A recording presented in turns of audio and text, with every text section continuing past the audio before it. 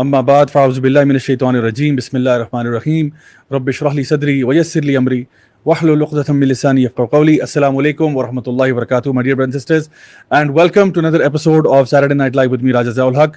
आज मेरी बड़ी खुशकिस्मती है जी कि मेरे साथ हमारे उस्ताद मोहतरम, हमारे शेख और हमारे प्यारे भाई शेख अबू बकर मौजूद हैं. अस्सलाम वालेकुम रहमतुल्लाह. वालेकुम अस्सलाम. कैसे हैं जी आप? खैरियत से? या भाई बहुत शुक्रिया, जज़ाकल्लाह खैर. अल्हम्दुलिल्लाह मैं बिल्कुल ठीक. अल्हम्दुलिल्लाह जी. आज शेख साहब आपको यहाँ पे बुलाने का एक ख़ास मकसद था. मुहर्रम का महीना भी चल रहा है और इसके साथ साथ ये कि हमें चाह रहा था कि इसमें हम लोग कुछ ऐसी बातें आज डिस्कस करें अपनी ऑडियंस के साथ. हमारे साथ बाय द वे आज एक लाइव स्टूडियो ऑडियंस भी मौजूद है क्योंकि स्पेशल शो है, तो इसमें हमने कोशिश की है कि हम लोग आपके साथ एक ऐसी बात आपके सामने रखें कि जहाँ पे जो करबला का वाक़या है वो भी हम उसको ज़रूर डिस्कस करें.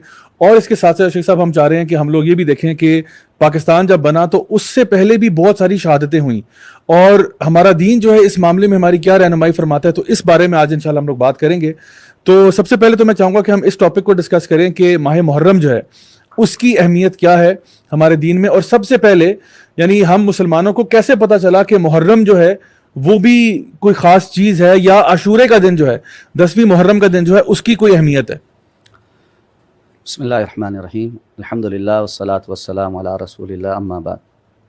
जब भाई सबसे पहले तो आपका बहुत बहुत शुक्रिया. आज आपने एक बड़े अहम दिन और बड़े अहमियत के हामिल मौज़ूआत को डिस्कस करने के लिए यहाँ पे दावत दी है.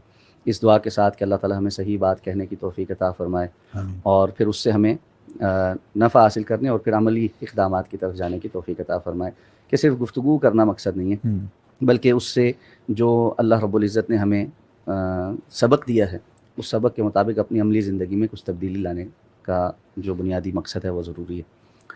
जो सवाल आपने पूछा है, मुहर्रमुल हराम ये इस्लामी कैलेंडर का या हिजरी कैलेंडर का पहला महीना है. कुरान मजीद में अल्लाह ताला ने इरशाद फरमाया कि इन्ना इद्दत शुहूर इंदल्लाहि 12 शहरन फ़ी किताबिल्लाह. अल्लाह के यहाँ अल्लाह की किताब में महीनों की तादाद 12 है और ये तब से है जब से अल्लाह ने ज़मीन व आसमान को तख्लीक किया. मिन्हा अरबातुन हुरुम, उनमें से 4 हुर्मत वाले हैं. इन हुर्मत वाले महीनों में मुहर्रमुल हराम साल का पहला महीना हुर्मत वाला महीना है. हुर्मत वाला महीना जब हम कहते हैं तो उससे मुराद ये होती है कि ये एक ऐसे महीने हैं साल में 4 जिनके अंदर बहुत सारी चीज़ों की ताज़ीम की जाती है और उसमें कत्ल व गारतगरी का ना होना, जंगों का रोक देना, इन अय्याम के अंदर खुसूसी तौर पर अल्लाह रब्बुल इज़्ज़त की तरफ रुजू करना और बहुत सारी दीगर जो शरीयत ने बताई है ये इबादत हैं उनकी तरफ तवज्जो करना. इस्लाम से पहले जो जाहिलियत का ज़माना था, मुशरिकीन मक्का भी इन महीनों की हुर्मत का ख्याल करते थे और उसमें जो कत्ल व गारतगरी वगैरह थी उसको रोक देते थे. तो सबसे पहली बुनियादी बात तो ये है कि मुहर्रम जो है वो हुर्मत वाला महीना है. सही. फिर मुहर्रम के अंदर ख़ास तौर पर जो 10 मुहर्रम का दिन है इसकी बड़ी सिग्निफिकेंस. हम चूँकि इसको यौम आशूरा वाक़या करबला के हवाले से ज़्यादा जानते हैं, लेकिन वाक़या करबला के होने से बहुत पहले बल्कि रसूलुल्लाह सल्लल्लाहु अलैहि वसल्लम की तशरीफ़ आवरी से कबल भी इस दिन की कुछ सिग्निफिकेंस. सही. हमें बाज़ रवायात में जो इसराइली रवायात हैं, लेकिन चूँकि इसराइली रवायात का उसूल ये है कि अल्लाह के रसूल सल्लल्लाहु अलैहि वसल्लम ने फरमाया था कि हदीसु अन बनी इसराइल फला हरज, और तुम बनी इसराइल से जो रवायात आती हैं उनको बयान कर सकते हो, उसमें कोई हरज नहीं उसूल के मुताबिक कि वो शरीयत के बताए हुए या किताब सुन्नत की मालूमात से मुतसादिम नहीं. तो ये मुतसादिम नहीं. हमें पता चलता है कि सबसे पहले जो 10 मुहर्रम की अहमियत है हज़रत नूह अलैहिस्सलाम के दौर में कि जब कौम नूह पर अजाब आया और अहले ईमान को अल्लाह रब्बुल इज़्ज़त ने निजात अता फरमाई और वो एक कश्ती में सवार होकर उस फ्लड से या उस सैलाब से गुजर गए. तो हज़रत नूह अलैहिस्सलाम की वो कश्ती जूदी पहाड़ की चोटी पर जब रुकी तो वो 10 मुहर्रम का दिन था. यानी उस अजाब के टलने का जो दिन था वो 10 मुहर्रम का दिन था. तो ये एक योम निजात था कौम नूह अलैहिस्सलाम के मोमिनीन के लिए कि कुफार को अल्लाह ने हलाक किया और अहले ईमान बाकी बचे. तो ये सिग्निफिकेंस वहाँ से शुरू होती. फिर हज़रत मूसा अलैहिस्सलाम के जो कौम है बनी इसराइल, इसको फ़िरौन से ग़ुलामी से निजात मिलती है और ग़ुलामी भी ऐसी है कि जो हम जानते हैं बड़ी सख्त किस्म की ग़ुलामी.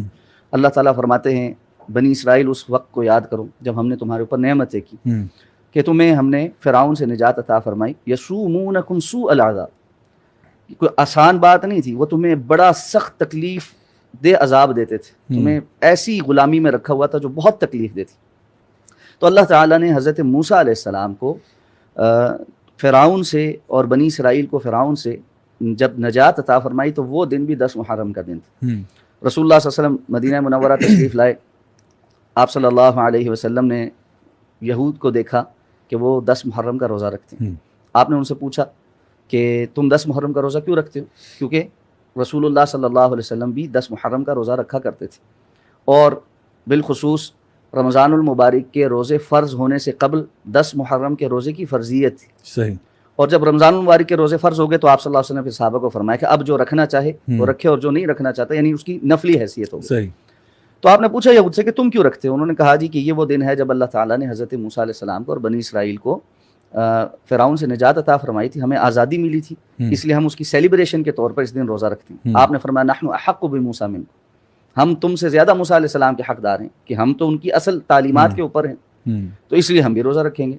آپ صلی اللہ علیہ وسلم ابتدا میں اہل کتاب کی جو شرعی معاملات ہیں ان سے موافقت یا ان کی سملر عمل کرنے کو پسند کرتے تھے، یہاں تک کہ اللہ رب العزت کا وہ حکم آ گیا اینڈ میں کہ اب کسی بھی غیر مسلم کی جو شرعی معاملات ہیں یا شرعی چیزیں جو وہ دین سمجھ کے کرتے ہیں اس میں ان کی موافقت نہیں کی جائے گی، مشابہت نہیں اختیار کی جائے گی، مخالفت کی جائے گی۔ تو اللہ کے رسول صلی اللہ علیہ وسلم نے اس حکم کے بعد فرمایا تھا اگر میں اگلے سال زندہ رہا تو لأصومن التاسع، تو میں 9 کا روزہ رکھوں گا۔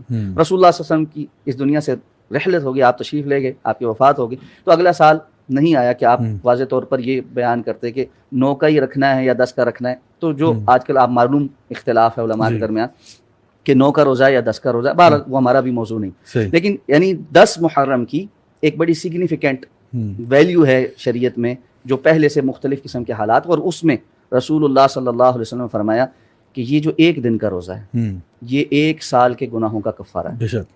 تو یہ بڑا اہم روزہ ہے جو 9 کا ہے یا 11 کا ہے، اور بعض علماء کے نزدیک 9 10 کا یا 10 11 کا ہے، تو وہ اختلاف اپنی جگہ، لیکن یہ روزہ بڑا اہم ہے۔ تو اس لیے اہم ہے کہ اس دن کی ایک سگنیفیکنس ہے اللہ کے ہاں۔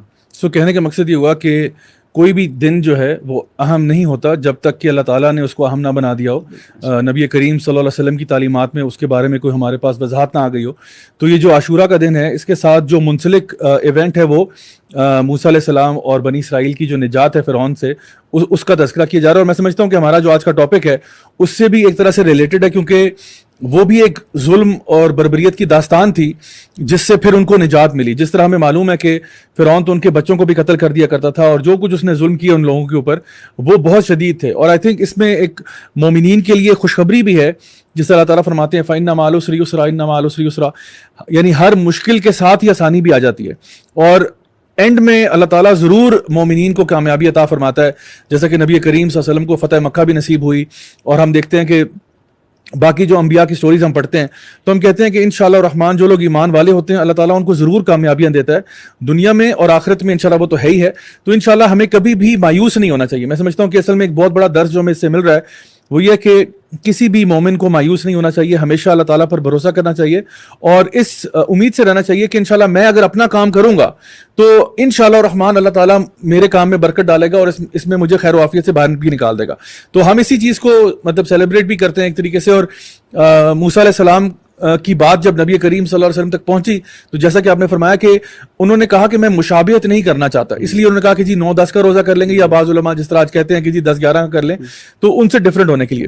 تو شیخ صاحب یہ تو چلیں ہو گیا محرم کی امپورٹنس یا سگنیفیکنس کی، جہاں پہ ہم لوگ اس کے بارے میں بات کرتے ہیں، اور اس کے پیچھے جو ایک فلسفہ ہے اللہ تعالیٰ کا اپنے بندوں کی مدد کے لیے آنے کا۔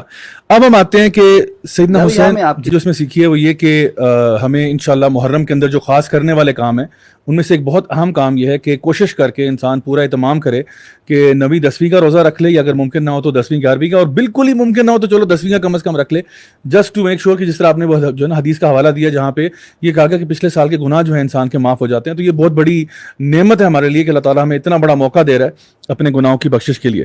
اس میں ایک اور بڑی خوبصورت چیز میرے ذہن میں بھی اس وقت آئی تھی کہ موسیٰ علیہ السلام کو جب اللہ تعالیٰ نے یہ حکم دیا کہ وہ بنی اسرائیل کو لے کر چلے جائیں تو موسیٰ علیہ السلام سمندر کے کنارے پہ پہنچ جاتے ہیں، پیچھے جو ہے وہ فرعون کا لشکر آ رہا ہے، آگے سمندر ہے، اس کو انگلش میں کہتے ہیں نا between the devil and the deep blue sea, یعنی ایک طرف شیطانی لوگ ہیں اور ایک طرف سمندر ہے، آپ جانا مطلب جائیں تو کہاں جائیں۔ تو اللہ سبحانہ تعالیٰ نے موسیٰ علیہ السلام کو صرف یہ کہا کہ اپنا عصا جو ہے وہ زمین پر ایک دفعہ ماریے، اچھا موسیٰ علیہ السلام اس ٹائم پہ اب ایک عصا ہمارے ہاتھ میں کوئی چھڑی ہو, ہم اس کو زمین پہ مارے, اس سے کیا ہو جائے گا؟ لیکن کہنے کا مقصد یہ تھا کہ جو تیرے بس میں موسیٰ تو وہ تو کر لے, تو اپنے بس میں. کبھی کبھار ایسا ہوتا ہے ہماری زندگی میں نا کہ ہمیں سلوشن نظر نہیں آ رہا ہوتا, ہمیں حل نظر نہیں آ رہا ہوتا مسئلے کا, لیکن ہمیں یہ پتہ ہونا چاہیے کہ اللہ کے بتائے ہوئے احکامات جو ہیں اسی میں ہمارے لیے خیر ہے. اللہ نے حکم دیا, موسیٰ علیہ السلام نے چھڑی جب ماری تو سمندر 2 ٹکڑوں میں ہو گیا, اور پھر وہاں سے ان کا پورا جو ہے نا وہ جو ہے نا بنی اسرائیل کو لے کے روانہ ہو گئے. تو اللہ کے لیے کرنے میں تو کوئی مشکل نہیں ہے. جیسا ہم سیدنا مریم کا واقعہ پڑھتے ہیں, ان کو اللہ تعالیٰ نے حکم دیا کہ جو کھجور کا درخت ہے, اب ہم سب کو پتا ہے وہ کتنا مشکل ہوتا ہے اس کو ہلانا. ایک یعنی دبلی پتلی سی خاتون سے کہا جا رہا ہے کہ اس کو دھکا دیا جائے. اب دھکا کتنا وہ دے دیں گے, لیکن ہلکا سا دھکا دیا, یعنی اپنا تو کام کر جو تجھے حکم دیا گیا, باقی اللہ پہ چھوڑ دے. یعنی تبدیلی آنا یا چینج آنا معاشرے کے اندر یا سوسائٹی میں بہتری آنا وہ اللہ ہی لے کے آئے گا, لیکن ہم نے صرف یہ کرنا ہے کہ جو ہمارے بس میں ہے کم از کم ہم وہ کام کریں انشاءاللہ. اور وہ اس میں سب سے بڑی بات یہ کہ جو بھی ہم چیزیں سمجھتے ہیں, سیکھتے ہیں, پڑھتے ہیں, ان کو اپنی لائف میں امپلیمنٹ کرنا. صرف ایک کہانیاں سنانے کا مطلب مقصد نہیں ہے, مقصد یہ ہے کہ ہم اپنی لائف کو کیسے اس کے مطابق کر سکتے ہیں. تو یہ تو بات رہی جہاں تک ہم نے کہا کہ موسیٰ علیہ السلام کا اور فرعون کا جو معاملہ تھا. اب جب ہم سیدنا حسین کی بات کرتے ہیں رضی اللہ عنہ کی, اور ان کی شہادت کا واقعہ, یقین جانیے کوئی, میں سمجھتا ہوں مسلمان نہیں, میں کہوں گا کوئی انسان جس کے سینے میں دل ہے ہو نہیں سکتا کہ وہ یہ واقعہ سنے اور اس کی آنکھیں نم نہ ہو جائیں. یعنی وہ نواسہ رسول جو نبی کریم صلی اللہ علیہ وسلم کی گود میں پلے بڑے, جو ان کی چھاتی پر سر رکھا کرتے تھے, جو ان کے مبارک کندھوں پہ سوار ہوا کرتے تھے, جس طرح سے انہیں شہید کیا گیا, یہ یقیناً ایک بہت ہی ٹریجک واقعہ ہے. جب ہم اس کے بارے میں پڑھتے ہیں, یقین کریں انسان اپنے آپ کو کنٹرول نہیں کر سکتا جب آپ اس کی ڈیٹیلز میں جاتے ہیں. میں یہ چاہتا ہوں کہ ہم سب سے پہلے تو یہ بات کلیئر کریں کہ ہمارے لیے صحابہ کی اہمیت کیا ہے اور اہل بیت کی اہمیت کیا ہے. ایک مسلمان کے لیے کیا ضروری ہے کہ وہ کتنی امپورٹنس دے اہل بیت کو اور صحابہ کرام کو. جس واقعے کی طرف آپ نے اشارہ کیا ہے, یقیناً امت مسلمہ کی تاریخ میں بڑا دردناک اور تکلیف دہ, اور ہر مسلمان کے لیے آج تک یعنی دل میں ایک چبھن, ایک درد کے ساتھ یعنی سنایا جانے والا اور سننے والا واقعہ. بے شک. لیکن یقیناً اللہ رب العزت کی طرف سے ہر چیز کے اندر آزمائشیں بھی ہیں, امتحان بھی ہیں اور سبق بھی ہیں. دیکھیں, اللہ رب العزت نے رسول اللہ صلی اللہ علیہ وسلم کو اس دنیا کے لیے ہادی اور رہنما بنا کر بھیجا. آپ کا خانوادہ, آپ کا خاندان اور وہ لوگ جو آپ پر ایمان لائے ان میں سے, ان کی ایک علیحدہ سگنیفیکنس ہے جن کو ہم اہل بیت کہتے ہیں. اور اسی طرح وہ لوگ جو آپ کے خاندان کے تو نہیں تھے لیکن انہوں نے آپ پر ایمان لایا, آپ کا ساتھ دیا, آپ کے ساتھی بنے, جن کو ہم صحابہ کہتے ہیں, ان کی بھی ایک علیحدہ سے سگنیفیکنس ہے. اسلام کی تعلیمات کی اساس اور بنیاد ان لوگوں نے سمجھی, آپ کے اہل بیت نے بھی اور صحابہ کرام نے بھی, اور پھر ہر ایک نے اسے آگے آنے والی نسلوں تک منتقل کیا. یہ بات ہمیں سمجھ لینی چاہیے بے شک کہ اگر اہل بیت میں سے یا صحابہ کرام رضوان اللہ تعالیٰ علیہم اجمعین میں سے ہم کسی کو بھی مشکوک نظروں سے دیکھیں گے تو اسلام کا ایک بہت بڑا پورشن ہمارے لیے شک والا ہو جائے, کیونکہ یہ وہ پہلا حصار ہے جو رسول اللہ صلی اللہ علیہ وسلم کے ارد گرد موجود ہے. دیکھیں, اللہ تعالیٰ نے اس دین کی حفاظت کی ذمہ داری بالکل بالکل, انا نحن نزلنا الذکر وانا لہ لحافظون. اس ذکر کے اندر علماء واضح طور پہ بیان کرتے, اس کی تفصیل میں جانے کی ضرورت نہیں کہ قرآن اور حدیث دونوں, کیونکہ اللہ رب العزت نے قرآن مجید میں خود فرمایا وما ينطق عن الهوى ان هو الا وحی یوحی. تو اللہ رب العزت کی طرف سے نازل کردہ کتاب اور رسول اللہ صلی اللہ علیہ وسلم کی اس کی انٹرپریٹیشن, تشریح جو حدیث کی صورت میں ہمارے سامنے موجود ہے, یہ کس نے سیکھی تھی؟ قرآن مجید بھی اور احادیث بھی ہم تک کیسے منتقل ہوئی؟ ان کو منتقل کرنے والی سب سے پہلی جو لڑی ہے, جو چین کا سب سے پہلی کڑی ہے, وہ کون ہے؟ وہ اہل بیت اور صحابہ کرام رضوان اللہ تعالیٰ علیہ. اگر ہم اس چین کے, ایک چین ہوتی ہے نا, اس کو آپ نے دیکھا نا, دو سائڈ اس طرح کنیکٹڈ ہوتی ہیں آپس میں, پوری ایک ہی چیز ہوتی ہے لیکن اس کی دو سائڈ ہوتی ہیں, ایسے ایک سرکل ہوتا ہے. اگر اس سرکل کا ایک طرف ٹوٹی ہوئی ہو تو دوسرا سنبھال سکتا ہے نہیں. اگر آپ اہل بیت کو تو تسلیم کرتے ہیں اور صحابہ کرام میں سے کچھ کو یا بہت سب کو آپ مشکوک بنا دیتے ہیں, تب بھی بات خراب ہے.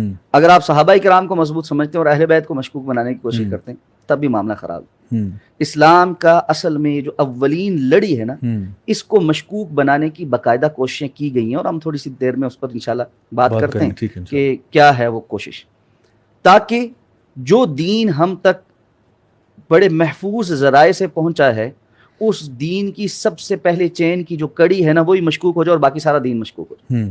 اللہ رب العزت نے رسول اللہ صلی اللہ علیہ وسلم کے اہل بیت میں بھی چنے ہوئے لوگ رکھے ہیں، اور آپ کے صحابہ میں بھی چنے ہوئے لوگ رکھے ہیں۔ آپ کے ساتھیوں میں سے جو خاص طور پہ بالکل آپ کے قریبی ساتھی تھے، ہمارا دیکھیں انبیاء کے متعلق بھی یہ ایمان ہے، تلک الرسول فضلنا بعضهم علی بعض، انبیاء میں سے بھی بعض انبیاء کو اللہ نے دوسروں پر فضیلت عطا فرمائی۔ اسی طرح صحابہ کرام میں بھی مناقب ہیں، عشرہ خلفائے راشدین کا سب سے ہائر رینک ہے، اس کے بعد عشرہ مبشرہ کا رینک ہے، پھر بدری صحابہ کرام ہیں، پھر مہاجرین ہیں، پھر اس کے بعد انصار ہیں، اور جیسے جیسے جو ایمان لاتے رہے، ان اللہ کے رسول نے فرمایا تھا نا صحابہ کو کہ جو ہجرت سے پہلے ایمان لائے تھے، تم آج احد پہاڑ جتنا بھی خرچ کر لو تو ان میں سے کسی کی کھجور کے برابر کا مقام اجر نہیں حاصل کر سکتے، ان کا ایک خاص سگنیفیکنس۔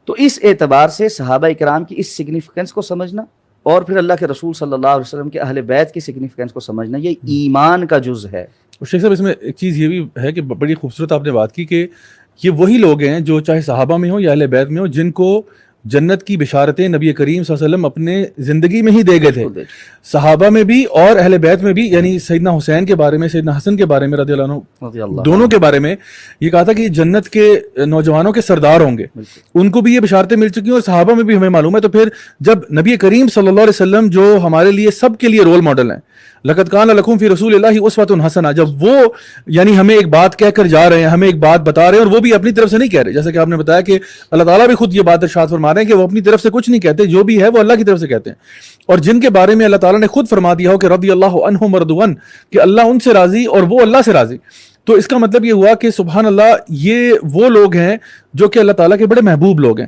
تو انسان غلطیاں تو کوئی بھی کر سکتا ہے، لیکن میں سمجھتا ہوں کہ ہمیں کسی کے اوپر، جس طرح آپ نے کہا کہ کسی کو مشکوک بنا دینا یا اس کے بارے میں ایسی بات کرنا، وہ بھی ہم آج 1400 سال بعد کسی معاملے کے بارے میں ہم اگر وہ مطلب تبصرہ کریں تو ایٹ دا ویری لیسٹ میں کہوں گا کہ ہمیں احتیاط کرنی چاہیے کہ ہم جس کے بارے میں بھی بات کر رہے ہیں ہم ذرا اس میں احتیاط سے کام اگر ہم دیکھیں اس چیز کو نہیں ایڈریس کریں گے اور نہیں سمجھیں گے تو کہنے والے بہت سارا کچھ کہہ جاتے ہیں، بے شک، والعیاذ باللہ، کہنے والے تو اس حد تک پہنچ جاتے ہیں کہ اللہ رب العزت کے فیصلوں میں ہی غلطی نکال لیتے ہیں۔ اللہ اکبر، بعض لوگوں نہیں کہتے اور کتابوں میں نہیں لکھا کہ فرشتے نے نعوذ باللہ حضرت علی کے پاس آنا تھا اور وہ غلطی سے حضرت اللہ کے رسول صلی اللہ علیہ وسلم کے اوپر نازل ہو گیا، یہ لوگ کہتے ہیں، کتابوں میں لکھا ہے، اور میں یہ جانتا ہوں کہ الحمدللہ سنجیدہ فکر اہل تشیع علماء بھی اس چیز کو نہیں مانتے، اس کا رد کرتے ہیں کہ یہ کفر ہے، یہ بات سمجھ کہنا کفر ہے، اور اہل تشیع کا بنیادی یا جمہور کا عقیدہ یہ نہیں ہے، لیکن بعض لوگ کہتے ہیں نا۔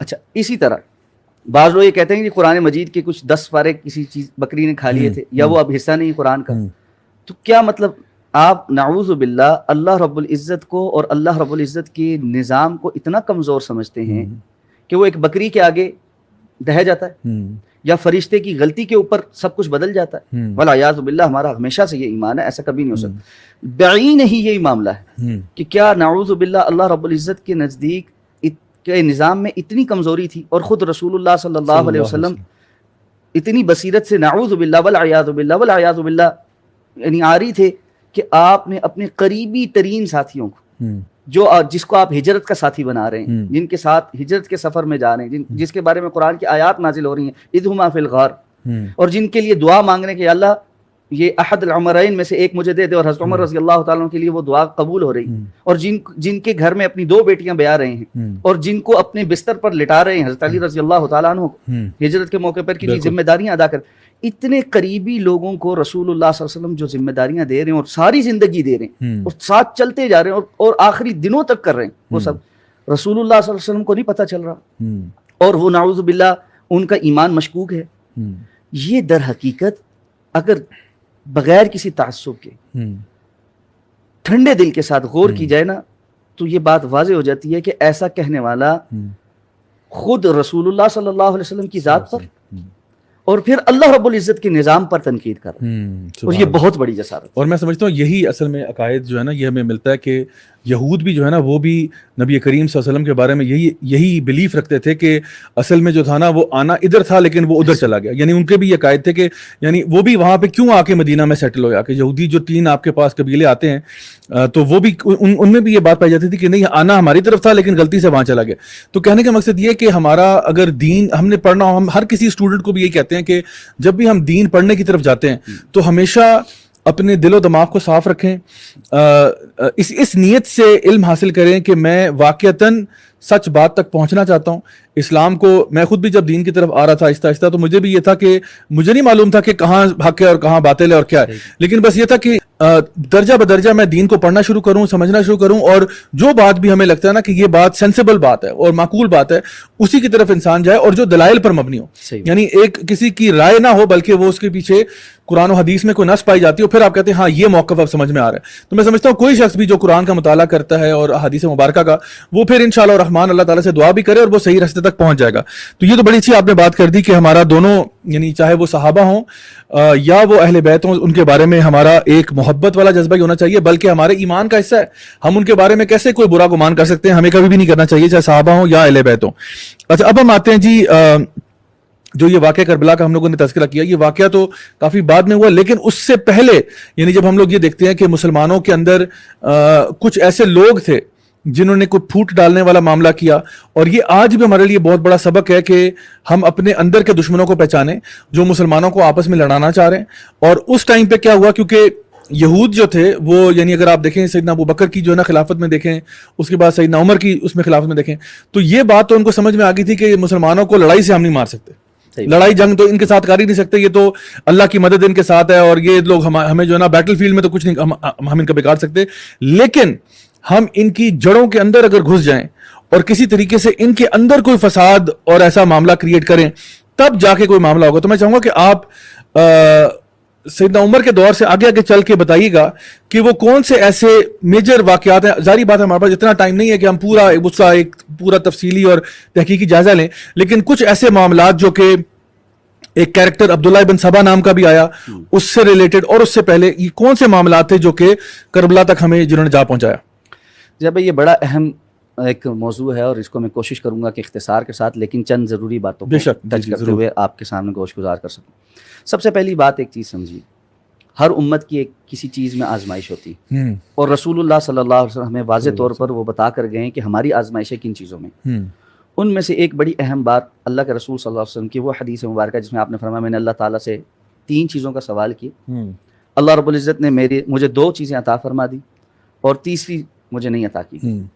پہلی چیز یہ تھی کہ اللہ رب العزت میری امت کو یک جنبش ایک عذاب سے ہلاک نہیں کرے. صحیح, یعنی امت کتنی بھی کمزور کیوں نہ ہو جائے, پچھلی قومیں ہلاک ہوتے ہیں, بڑا عذاب آتا تھا سارے مر جاتے تھے, نئے لوگ آتے تھے, ایسا نہیں ہوگا. اللہ رب العزت سے یہ دعا قبول فرما لی. رسول اللہ صلی اللہ علیہ وسلم نے دعا مانگی کہ اللہ میری امت کو زلزلوں سے ان چیزوں سے ہلاک نہیں کیا جائے گا. تفصیل ہے یہ آگے اللہ کے رسول کی اسی حدیث کی آپ نے سنا. پھر آپ صلی اللہ علیہ وسلم نے اللہ رب العزت سے دعا مانگی کہ اللہ میری امت کے اندر اختلاف نہ ہو. آپ نے فرمایا اللہ تعالیٰ نے میری یہ دعا قبول نہیں فرمائی. اسی طرح اللہ کے رسول نے فرمایا ان الشیطان ایس ان یعبدہ المصلون ولکن التفریش بینہم. شیطان اس بات سے تو مایوس ہو چکا ہے کہ نمازی نماز پڑھنے والے اس کی عبادت کریں گے, یعنی مسلمان ڈائریکٹ شیطان کی عبادت کرنا شروع ہو جائے. ولکن التفریش بینہم, لیکن شیطان اپنا ایجنڈا کیسے پورا کرائے گا, آپس میں ان کی پھوٹ ڈلوا کے.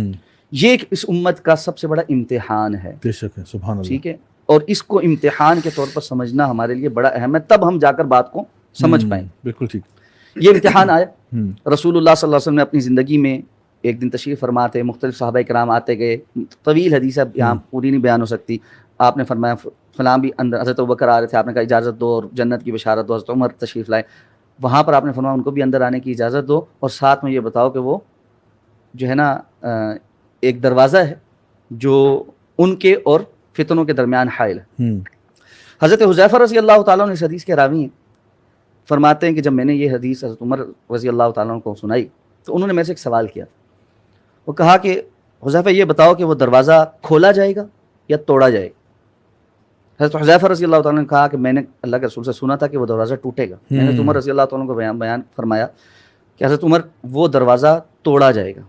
حضرت عمر نے اس پر ایک تبصرہ کیا. اللہ اکبر. انہوں نے فرمایا اس کا مطلب ہے کہ اگر ٹوٹے گا تو دوبارہ بند نہیں ہوگا. سبحان اللہ. اور حضرت حذیفہ فرماتے ہیں کہ وہ دروازہ عمر تھے اللہ اکبر. کہ حضرت عمر رضی اللہ تعالیٰ عنہ جب تک امت میں موجود رہے فتنوں کا، اختلافات کا، انتشار کا، اور خاص طور پر کفار کی سازشوں کا دروازہ بند رہا.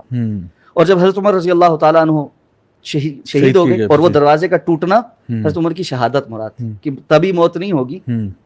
ایک مجوسی نے حضرت عمر رضی اللہ تعالیٰ عنہ کو مدینہ طیبہ میں شہید کیا. حضرت عمر دعا مانگا کرتے تھے یا اللہ مجھے مدینہ میں شہادت دے. ساتھ کہتے ہیں میں یہ بھی کہتا تھا کہ پتہ نہیں مدینہ میں شہادت کیسے ہوگی. اور جب ان پر حملہ ہوا اور بے ہوش ہو گئے اور ہوش میں آئے تو پوچھا کہ کس نے حملہ کیا، تو جب بتایا کہ مجوسی نے کیا تو اللہ کا شکر ادا کیا کہ میری وہ دعا قبول ہونے جائے. حضرت عمر رضی اللہ تعالیٰ عنہ کی شہادت کے بعد حضرت عثمان غنی رضی اللہ تعالیٰ عنہ خلیفہ بنتے ہیں. اس وقت ایک کیریکٹر آتا ہے جو عبداللہ ابن سبا ہے جس کی طرف آپ نے اشارہ کیا. بالاتفاق اہل سنہ والجماعہ کے تمام تاریخی روایات یہ ثابت کرتی ہیں کہ اصل میں یہودی تھا اور اس نے مسلمانوں کا بھیس بدلا، مدینہ میں آیا، آ کر کچھ عرصہ رہنے لگا، خرچ مچ کرتا تھا، لوگوں کو اپنی نیکی اور پارسائی کا اہتمام یعنی یقین دلاتا تھا. اس نے آ کر اسٹڈی کرنا شروع کیا کہ میں مسلمانوں کو نقصان کیسے پہنچا سکتا. تو اس کو یہ اندازہ ہوا کہ اور تو کسی طرف سے میں نہیں آ سکتا، لیکن بنو امیہ اور بنو ہاشم کے درمیان جو پرانی اسلام سے پہلے کی ایک رائیولری تھی، ایک مقابلہ تھا آپس کا، اس کو میں جو ہے نا ٹریگر کر سکتا ہوں. اب اس نے کرنا یہ شروع کیا کہ حضرت عثمان رضی اللہ تعالیٰ عنہ چونکہ بنی امیہ کے سے تھے اور جو ہے ان کا بڑے سرداروں میں سے تھے، تو اس نے مختلف جگہوں پر جا کر حضرت عثمان رضی اللہ تعالیٰ عنہ اور ان کے گورنرز کے بارے میں تنقید کرنا شروع کر دی. اچھا اب تنقید ایسے نہیں ہوتی تھی کہ جس جگہ ہے وہاں پر، یعنی مثال کے طور پہ کوفہ میں ہے تو کوفہ کے گورنر پر تنقید، کوفہ میں بیٹھ کر شام کے دمشق کے گورنر پر تنقید ہوتی تھی. اب ذرائع ابلاغ ایسے تو نہیں تھے کہ لوگ ہر چیز چیک کر سکتے ہیں، سارا کچھ کر سکتے ہیں. اب بظاہر ایک بندہ پارسا ہے، بڑا اس نے اپنی کریڈیبلٹی بنائی ہے، لوگوں کے ساتھ اٹھتا بیٹھتا ہے، خرچ کرتا ہے، سب کچھ کرتا ہے، اور وہ بندہ کہتا ہے جی دمشق میں جو ہے وہ بڑی کرپشن ہے، وہاں پہ حالات بڑے خراب ہیں اور فلاں ہے اور فلاں ہے اور فلاں ہے، اور حضرت عثمان نعوذ باللہ اپنے جو ہے نا قریبی لوگوں کو ہر جگہ اپوائنٹ کر رہے ہیں اور یہ سارے مل کر کرپشن کر رہے ہیں. اچھا اب کوفہ میں یہ بات ہے کہ دمشق میں گئے، وہاں ان کی تعریفیں کی، آپ کا نظام بہت اچھا ہے، لیکن جو کوفہ میں ہے نا میں دیکھ کر آ رہا ہوں وہ تو حالات ہی بڑے مختلف ہیں اور فلاں ہیں. اس طرح ایک اختلاف کی فضا پیدا شروع کی جو بڑھتے بڑھتے جس کو ہوا منافقین پہلے سے اپنی تاڑ میں تھے ان سب نے لی، اور چند زیادہ نہیں چند صحابہ کرام بھی اس سے متاثر ہوئے. ظاہر بات ہے انسان تھے، ایک بات مشہور ہو رہی ہے، ہم دیکھتے ہیں کہ پروپیگنڈا کس طرح اثر انداز ہوتا ہے، ٹھیک ہے، اور ایک فضا بنی. اب دیکھیں صحابہ کرام نے حضرت عثمان غنی رضی اللہ تعالیٰ عنہ کو یہ بات کہی کہ ہم آپ کے دفاع میں کھڑے ہوتے ہیں. عثمان غنی رضی اللہ تعالیٰ نے روکا کہ میں ہرگز نہیں چاہتا کہ مدینہ رسول میں میری وجہ سے کسی قسم کا قتل و غارت گری ہو. اپنا قتل ہونا، اپنی شہادت قبول کر لی، لیکن کسی اور کو اس بار بیچ میں نہیں آنے دی. ایک اختلاف ہوتا ہے، لوگ آ کے بلوائی حملہ کرتے ہیں. حضرت عثمان رضی اللہ تعالیٰ عنہ مظلوم مدینہ ہیں، قرآن مجید کی تلاوت کرتے ہوئے شہید ہوتے ہیں اور قرآن مجید کی آیات پر آپ کا خون گرتا ہے. وہ بھی ایک بڑی دردناک سٹوری ہے.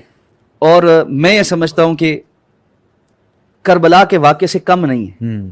حضرت عثمان غنی رضی اللہ تعالیٰ عنہ کی شہادت کربلا کے واقعے سے کسی طور کم نہیں. جس طرح کربلا والوں کا پانی بند کیا گیا، حضرت عثمان رضی اللہ تعالیٰ کا مدینہ میں بند کر دیا گیا. وہ جو کربلا میں بند کیا گیا، پورے جو پانی کے کنویں خرید کے دیے. حضرت عثمان نے کہا، بالکل عثمان چھت پہ کھڑے ہوئے، جو آخری خطاب انہوں نے کیا، انہوں نے کہا تم آج مجھے اس کنویں کے پانی سے منع کرتے ہو جسے اللہ کے رسول صلی اللہ علیہ وسلم مجھے خرید کرنے کا حکم دیا تھا اور میں نے خرید کر وقف کیا تھا، اور جس پر اللہ کے رسول صلی اللہ علیہ وسلم نے کہا تھا کہ عثمان آج کے بعد اگر تم کوئی اور عمل بھی نہ کرو تو اللہ نے تمہارے لیے پھر بھی جنت لکھی.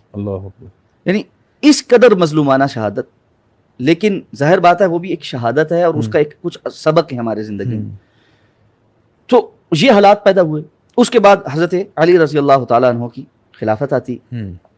یہ جو لوگ تھے جو فتنہ کر رہے تھے، انہوں نے مختلف جگہوں پر سر چھپا لیا.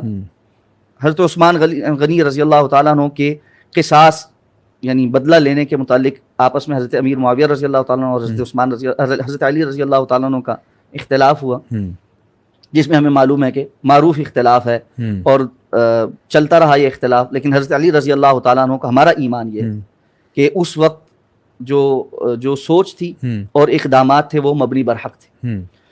جہاں پر ایک بات ضرور سمجھ لینی چاہیے، حضرت امیر معاویہ رضی اللہ تعالی عنہ کے وہ اقدامات بھی بالکل ایک خالص نیت کے ساتھ، یہ ہمیں ضرور ذہن میں رکھنا چاہیے۔ بعض لوگ یہ بات جو ایسے خاص اینگل سے پروپیگیٹ کرنے کی کوشش کرتے ہیں کہ حضرت امیر معاویہ رضی اللہ تعالیٰ عنہ کے وہ سارے اقدامات شاید حکومت کے حصول کے لیے یا اپنی گورنری کے لیے یا خلافت کے لیے تھے، یہ ان کی نیت پر شک کرنا ہے۔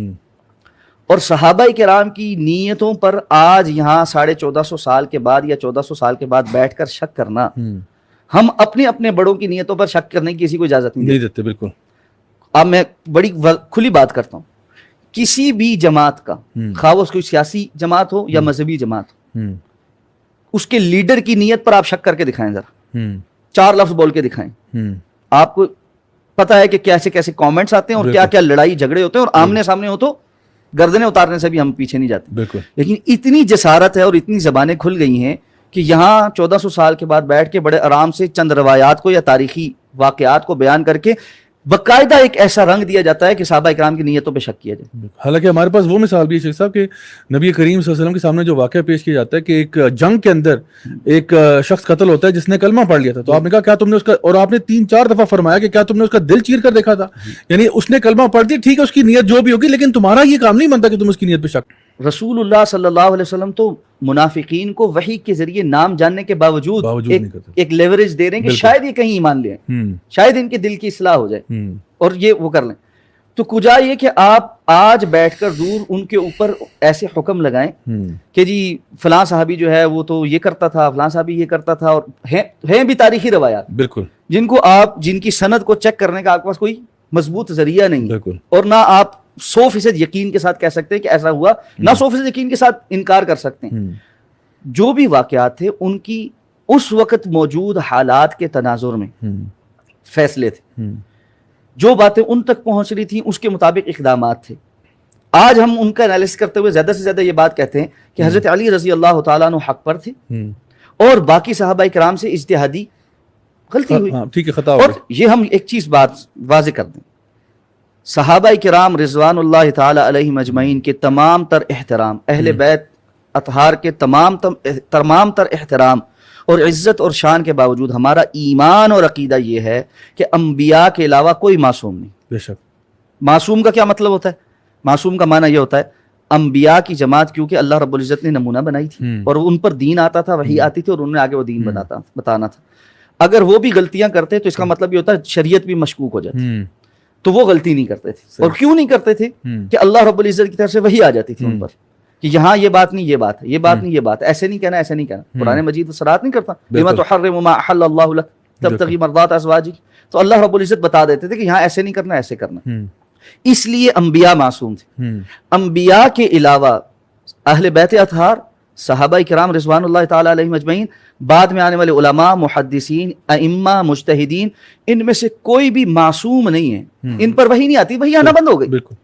انسان ہونے کے ناطے اپنی بساط میں کتاب و سنت کو واضح رکھ کر وہ جو بہتر سے بہتر سمجھ سکتے تھے اس کے مطابق فیصلہ کرتے تھے۔ اور رسول اللہ صلی اللہ علیہ وسلم کی وہ حدیث بھی سامنے رکھی کہ اللہ کے رسول نے فرمایا مجتہد کے لیے یا 2 اجر ہیں یا 1 اجر۔ بے شک 2 اجر اس کے لیے ہیں جس نے کوشش کی سمجھنے کی اور صحیح نتیجے پر پہنچا، اور 1 اجر اس کے لیے جس نے کوشش کی صحیح بات سمجھنے کی اور صحیح نتیجے پر نہیں پہنچا۔ تو ہمارا ایمان یہ حضرت علی رضی اللہ تعالیٰ کے لیے 2 اجر ہیں کہ ان کی کوشش بھی صحیح تھی اور نتیجہ بھی صحیح تھا۔ حضرت امیر معاویہ رضی اللہ تعالیٰ اور دیگر صحابہ کے لیے ان کی کوشش کی کا اجر ہے، ظاہر بات ہے نتیجہ صحیح نہیں تھا۔ اور شیخ صاحب یہاں پہ ان کا جو بنیادی طور پہ جو اختلاف تھا وہ اس بات پر تھا کہ سیدنا عثمان جو ہے رضی اللہ عنہ ان کے جو قاتل ہیں، یعنی جو ہے نا امیر معاویہ کا یہ موقف تھا کہ ان کو پہلے پکڑا جائے، اس کے بعد فیصلہ کیا جائے کہ جی کیا ہوگا، مطلب معاملات ہوں گے۔ اور سیدنا علی کا موقف یہ تھا کہ نہیں، وہ کیونکہ پوری جماعت ہے اور وہ سارے کھڑے ہو گئے تھے کہ جی ہم ہیں قاتلین، بہت زیادہ ایک طرح سے ان کے اندر ایک وہ بغاوت والا ایک چیز آ گئی تھی، تو وہ چاہتے تھے کہ جنہوں نے ایکچولی قتل کیا ان کو پکڑا جائے۔ کیا ایسی بات ہے اس میں کوئی وضاحت؟ یعنی یہ بات سمجھ آنے میں لاجیکلی آپ تھوڑا سا اس کو ایک اسپیکٹ سے دیکھیں گے نا، آپ کو سمجھ آ جائے۔ حضرت امیر معاویہ رضی اللہ تعالیٰ دمشق میں ہیں، شام میں، بالکل صحیح، اور یہ فتنہ ہو رہا ہے مدینہ میں۔ حضرت علی رضی اللہ تعالیٰ مدینہ میں اور وہاں کے حالات کو زیادہ بہتر جانتے ہیں۔ حضرت علی رضی اللہ تعالیٰ خلافت سنبھال رہے ہیں تو ان کے سامنے امت کے چیلنجز، بالکل ان کے سامنے پوری ریاست کے چیلنجز، اور بالخصوص ریاست کے دارالحکومت دارالخلافہ مدینہ کے اندر جو لوگ اتنا فتنہ کر سکتے ہیں کہ خلیفہ کو شہید کر دیں، ان کی کیا تھریٹس ہیں اور ان کو نیوٹرلائز کرنے کے لیے کیا حکمت ہونی چاہیے، یہ حضرت علی رضی اللہ تعالیٰ زیادہ بہتر سمجھ سکتے ہیں۔ کجا یہ کہ حضرت امیر معاویہ دمشق میں بیٹھ کر وہاں پر اس چیز کو زیادہ بہتر سمجھتے، لیکن ایک طرف حضرت امیر معاویہ کی بھی احساسات اور جذبات غلط نہیں، بالکل بالکل، کہ حضرت خلیفۃ المسلمین شہید ہوئے ہیں اور مظلومانہ شہادت ہوئی ہے، اس کا احتساب ہونا چاہیے۔ اچھا، اس احتساب سے حضرت علی کوئی انکاری نہیں تھی، بالکل بالکل بالکل، حضرت علی رضی اللہ تعالیٰ کا موقف بھی یہی تھا کہ بالکل قاتلین عثمان کو سزا ملنی چاہیے، لیکن اس کی ٹائمنگ کے لیے ان دونوں کا آپس میں اختلاف تھا کہ ٹائمنگ کیا ہونی چاہیے۔ تو یہ جنرل سی ایک بات، حضرت علی رضی اللہ تعالیٰ عنہ کے دور میں ہی ایک اور معاملہ پیش آتا ہے اور وہ خوارج کا ہے۔ خوارج کا، بالکل، خوارج اللہ کے رسول صلی اللہ علیہ وسلم نے اپنے دور میں اس فتنے سے خبردار کیا تھا، اور آپ نے فرمایا تھا کہ یہ میری امت کے کلاب ہیں، یہ میری امت کے کتے ہیں، یعنی ایسے لوگ ہیں جو اللہ کے رسول نے فرمایا تھا کہ جس طرح تیر کمان سے نکل جاتا ہے نا اور واپس نہیں آتا، اس طرح یہ دین میں سے نکل جائیں گے اور واپس نہیں آتے۔ اور آپ نے فرمایا تھا کہ ان کی بظاہر نمازیں اور عبادات کی کیفیات ایسی ہوں گی کہ تم ان کو دیکھ کر اپنی عبادات کو کم سمجھو گے، یعنی صحابہ کرام اپنی عبادات کو ان کے سامنے ہیچ سمجھیں گے، ظاہری طور پر اتنا دین کا تمسک ہوگا، لیکن دین کی جو انٹرپریٹیشن، نصوص کی اپنی مرضی کی انٹرپریٹیشن، وہ اتنے بڑے فتنے میں مبتلا کرتی ہے کہ انہوں نے حضرت علی رضی اللہ تعالیٰ عنہ ان کو بھی کہہ دیا کہ ہاں آپ نکل کے انتظار ہے۔ اچھا، ان کا خیال یہ تھا کہ جو ہے نا ایک غلطی یا ایک گناہ بھی جس نے کر دیا نا وہ دین سے نکل گیا، مرتکب الکبیر تو ان کے نزدیک جہنم خالدن فیہا تھا، یعنی ہمیشہ جہنم میں رہے گا، باہر بھی نہیں نکلے گا۔ تو انہوں نے حضرت علی رضی اللہ تعالیٰ پہ بھی الزام لگائے کہ حضرت علی رضی اللہ تعالیٰ عنہ نے حضرت عائشہ رضی اللہ تعالیٰ کے ساتھ جب جنگ جمل ہوئی ہے اس میں کیوں ان کو معاف کر دیا، کیوں دوسرے فریق کے لوگوں کو کا مال غنیمت نہیں لیا اور ان کو غلام نہیں بنایا۔ حضرت عبداللہ ابن عباس رضی اللہ عنہما نے ان کے ساتھ مناظرہ کیا تھا، اور ایک بڑا پڑھنے والا مناظرہ، ہمارے یہاں مسئلہ یہ ہے کہ ہم پڑھتے ہی کچھ نہیں۔ بالکل، حضرت عبداللہ ابن عباس رضی اللہ عنہما نے ان کے سارے سوالوں کے جواب ان کو دیے، اور اس کا نتیجہ یہ ہوا کہ ان میں سے 30,000 مسلمان ہو کر واپس آ گئے، اللہ اکبر، اور باقی ڈٹے رہے۔ اچھا، پھر یہ فتنہ بڑھا۔ اس دور میں جب خوارج موجود تھے، ایک اور فتنہ بعض لوگوں کا اٹھایا، اور یہ وہ پہلی دفعہ لفظ تھا جو استعمال ہوا کہ ہم شیعان علی، ہم علی رضی اللہ تعالیٰ کے گروہ کے لوگ ہیں۔ اچھا، حضرت علی رضی اللہ تعالیٰ عنہ فرمایا کرتے تھے خود کہ مجھے رسول اللہ صلی اللہ علیہ وسلم نے خود کہا تھا کہ علی تمہاری ذات ایسی ہے جس کی وجہ سے ایک گروہ نجات پائے گا اور ایک گروہ جہنم میں جائے۔ اور ان شیعان میں سے بہت سارے ایسے تھے جو بعد میں حضرت علی رضی اللہ تعالیٰ عنہ کے الہ ہونے، اللہ ہونے کی قائل ہو گئے تھے، اور انہوں نے کہا حضرت علی اللہ ہیں۔ حضرت علی رضی اللہ تعالیٰ عنہ نے فرمایا جو یہ کہے گا کہ میں اللہ ہوں، میں اسے آگ میں ڈالوں گا، جلا دوں گا، اور بعض لوگوں کو جلائے گا۔ اچھا، اس سزا کو پانے کے بعد پتہ کیا کہنے لگے؟ اللہ کے رسول صلی اللہ علیہ وسلم نے فرمایا لا يعذب بالنار الا رب النار، آگ کا عذاب آگ کا رب ہی دے سکتا ہے۔ تو حضرت علی نے دیکھا آگ کا عذاب دیا، اس کا مطلب ہے یہ رب ہے، ہم صحیح کہتے ہیں۔ یعنی غلوف جب بڑھتا ہے نا تو یہاں تک چلا جاتا ہے۔ اب یہ خوارج کی ایک جماعت اٹھی، انہوں نے بھی مسلمانوں کو ایک بہت بڑا نقصان پہنچایا، یہاں تک کہ حضرت علی رضی اللہ تعالیٰ کی بھی شہادت ہو جاتی ہے۔ پھر آگے معاملات چلتے ہیں۔ اب چونکہ حضرت علی رضی اللہ تعالیٰ کی شہادت ہوتی ہے تو حضرت امیر معاویہ رضی اللہ تعالیٰ عنہ کا جو اصحاب ہیں اور جو ساتھی ہیں وہ ایک دوبارہ اس مسئلے پہ آتا ہے کہ اب خلافت کہاں جائے گی، کیا ہوگا۔ حضرت حسن رضی اللہ تعالیٰ عنہ کے پاس خلافت آتی ہے، ایک نزاع بنتا ہے، اور رسول اللہ صلی اللہ علیہ وسلم کی پھر اس حدیث کی طرف جائیں جہاں اللہ کے رسول نے فرمایا تھا میرے اس بیٹے سے اللہ رب العزت مسلمانوں کے دو گروہوں کے درمیان صلح کروائے۔ اچھا، آپ صلی اللہ علیہ وسلم فرما رہے ہیں مسلمانوں کے دو گروہوں کے درمیان، یعنی باوجود اجتہادی غلطی ہونے کے وہ ہیں مسلمان ہیں، بے شک، ٹھیک ہے۔ تو وہ دو گروہ کون ہیں؟ ایک حضرت علی رضی اللہ تعالیٰ کے ساتھی ہیں جو حضرت حسن کے ساتھ کھڑے، اور ایک حضرت امیر معاویہ رضی اللہ تعالیٰ کے ساتھی ہیں جو ان کے ساتھ کھڑے۔ حضرت حسن رضی اللہ تعالیٰ عنہ حضرت امیر معاویہ رضی اللہ تعالیٰ عنہ کی خلافت کو تسلیم کرتے ہوئے اس سارے معاملے کو، اس اختلاف کو ختم کرنے کے لیے ایک صلح کرتے ہیں امیر معاویہ کے ساتھ، اور نتیجتاً حضرت امیر معاویہ رضی اللہ تعالیٰ مسلمانوں کے خلیفہ بنتے، اور حضرت حسن رضی اللہ تعالیٰ عنہ جو ہے وہ ایک عام مسلمان کی زندگی گزارتے ہیں۔ اچھا، میں اب یہاں پر ایک سوال ہے، حضرت حسین رضی اللہ تعالیٰ عنہ کی شہادت کا سب کو پتہ ہے، حضرت حسن رضی اللہ تعالیٰ عنہ کی شہادت کی تاریخ کسی کو پتہ ہے؟ بڑا امپورٹنٹ پوائنٹ ہے۔ کیا وہ نواسہ رسول نہیں؟ اللہ اکبر۔ کیا وہ حضرت فاطمہ رضی اللہ تعالیٰ عنہ کے بیٹے نہیں؟ بے شک۔ کیا وہ حضرت علی رضی اللہ تعالیٰ کے بیٹے نہیں؟ تو کیا وجہ ہے کہ ہم اتنی تفریق کرتے؟ مستند کتابیں اہل تشیع کی، اور اب تو ان کے بڑے معروف سپیکرز بھی اس بات کو بیان کر رہے ہیں اور واضح کلپس موجود ہیں. میں اگر شاید ہماری یہ لائیو سٹریم ہمیں اجازت نہ دے نام لینے کی، ورنہ میں نام بھی لے دیتا. صحیح، ٹھیک ہے، کہ مستند کتابیں اور ان کے اپنے سپیکرز یہ بات کہتے ہیں. ایک سپیکرز ان کے بڑے معروف ہیں آج کل، بہت معروف سپیکر ہیں اور اس وقت پاکستان میں ان کے نامی گرامی علماء میں سے. وہ کہتے ہیں کہ میں کئی سال اس روایت کو نہیں بیان کرتا رہا، لیکن اب میں آپ کے سامنے صراحتاً اس بات کو بیان کرتا ہوں کہ حضرت حسن رضی اللہ تعالیٰ عنہ کو شہید کرنے والے وہ گروہ ہے جو اپنے آپ کو شیعان علی کہتا تھا. یہ میں نہیں کہہ رہا، صحیح، وہ ویڈیو کلپس موجود ہیں، بالکل صحیح کہہ رہے ہیں آپ یوٹیوب پہ دے سکتے ہیں، اور جو ہے نا سب، اور وہ کتابیں بھی موجود ہیں. ٹھیک ہے، لیکن حضرت حسن رضی اللہ تعالیٰ کی شہادت جن کے ہاتھوں ہوتی ہے اور جن مقاصد کے تحت ہوتی ہے، وہی مقاصد ہے جو پہلے سے فتنہ پرور لوگ. ٹھیک ہے، حضرت علی رضی اللہ تعالیٰ عنہ کے ساتھ جو ساتھی تھے یہ وہ نہیں. ہم جب شیعان علی کا یہاں پر نام لے رہے ہیں، یہ وہ نہیں، یہ خاص گروہ کی بات، یہ ایک خاص گروہ ہے جو غلوف کرتا تھا، غلوف کرتا تھا، اسلام پر نہیں تھا. ان کے عقائد اور نظریات حضرت علی رضی اللہ تعالیٰ عنہ والے نہیں تھے.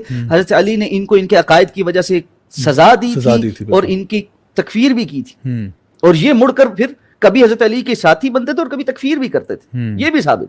اچھا، ان ساری باتوں پہ جب حالات یہاں پہنچے، انہوں نے حضرت حسن رضی اللہ تعالیٰ کو شہید کیا اس بات پر کہ انہوں نے امیر معاویہ رضی اللہ تعالیٰ کے ساتھ جا کے صلح کر لی، اور ہمارا تو سارا وہ جو کھیل تھا وہ خراب ہو گیا سارا، جو کہ امت میں جو اختلاف پیدا کرنا ہے. اور جو ان کا خاص بڑے تھے جو اس عبداللہ ابن سبا کے آگے جو ہے وہ یعنی تربیت یافتہ تھے، ان کا تو سارا کام ملیا میٹ ہو گیا.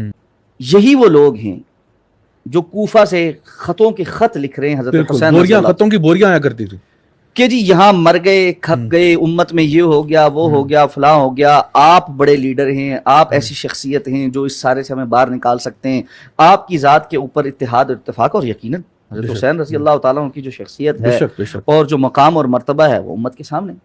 حضرت حسین رضی اللہ تعالیٰ مسلم بن عقیل کو بھیجتے کہ جا کے حالات کا دیکھیں. وہ کوفہ جاتے ہیں، ٹھیک ہے، ابتدا میں وہ سارے بڑے جمع ہوتے ہیں، ان کا بڑا اکرام کرتے ہیں، چھپ چھپ کے بھی ملتے ہیں اور بڑے بڑے اجتماعات کر کے بھی ملتے ہیں، اور مسلم بن عقیل کو یقین دلاتے ہیں کہ یہ خط لکھ دیں حضرت حسین رضی اللہ تعالیٰ عنہ کو کہ جی حضرت حسین آئیں.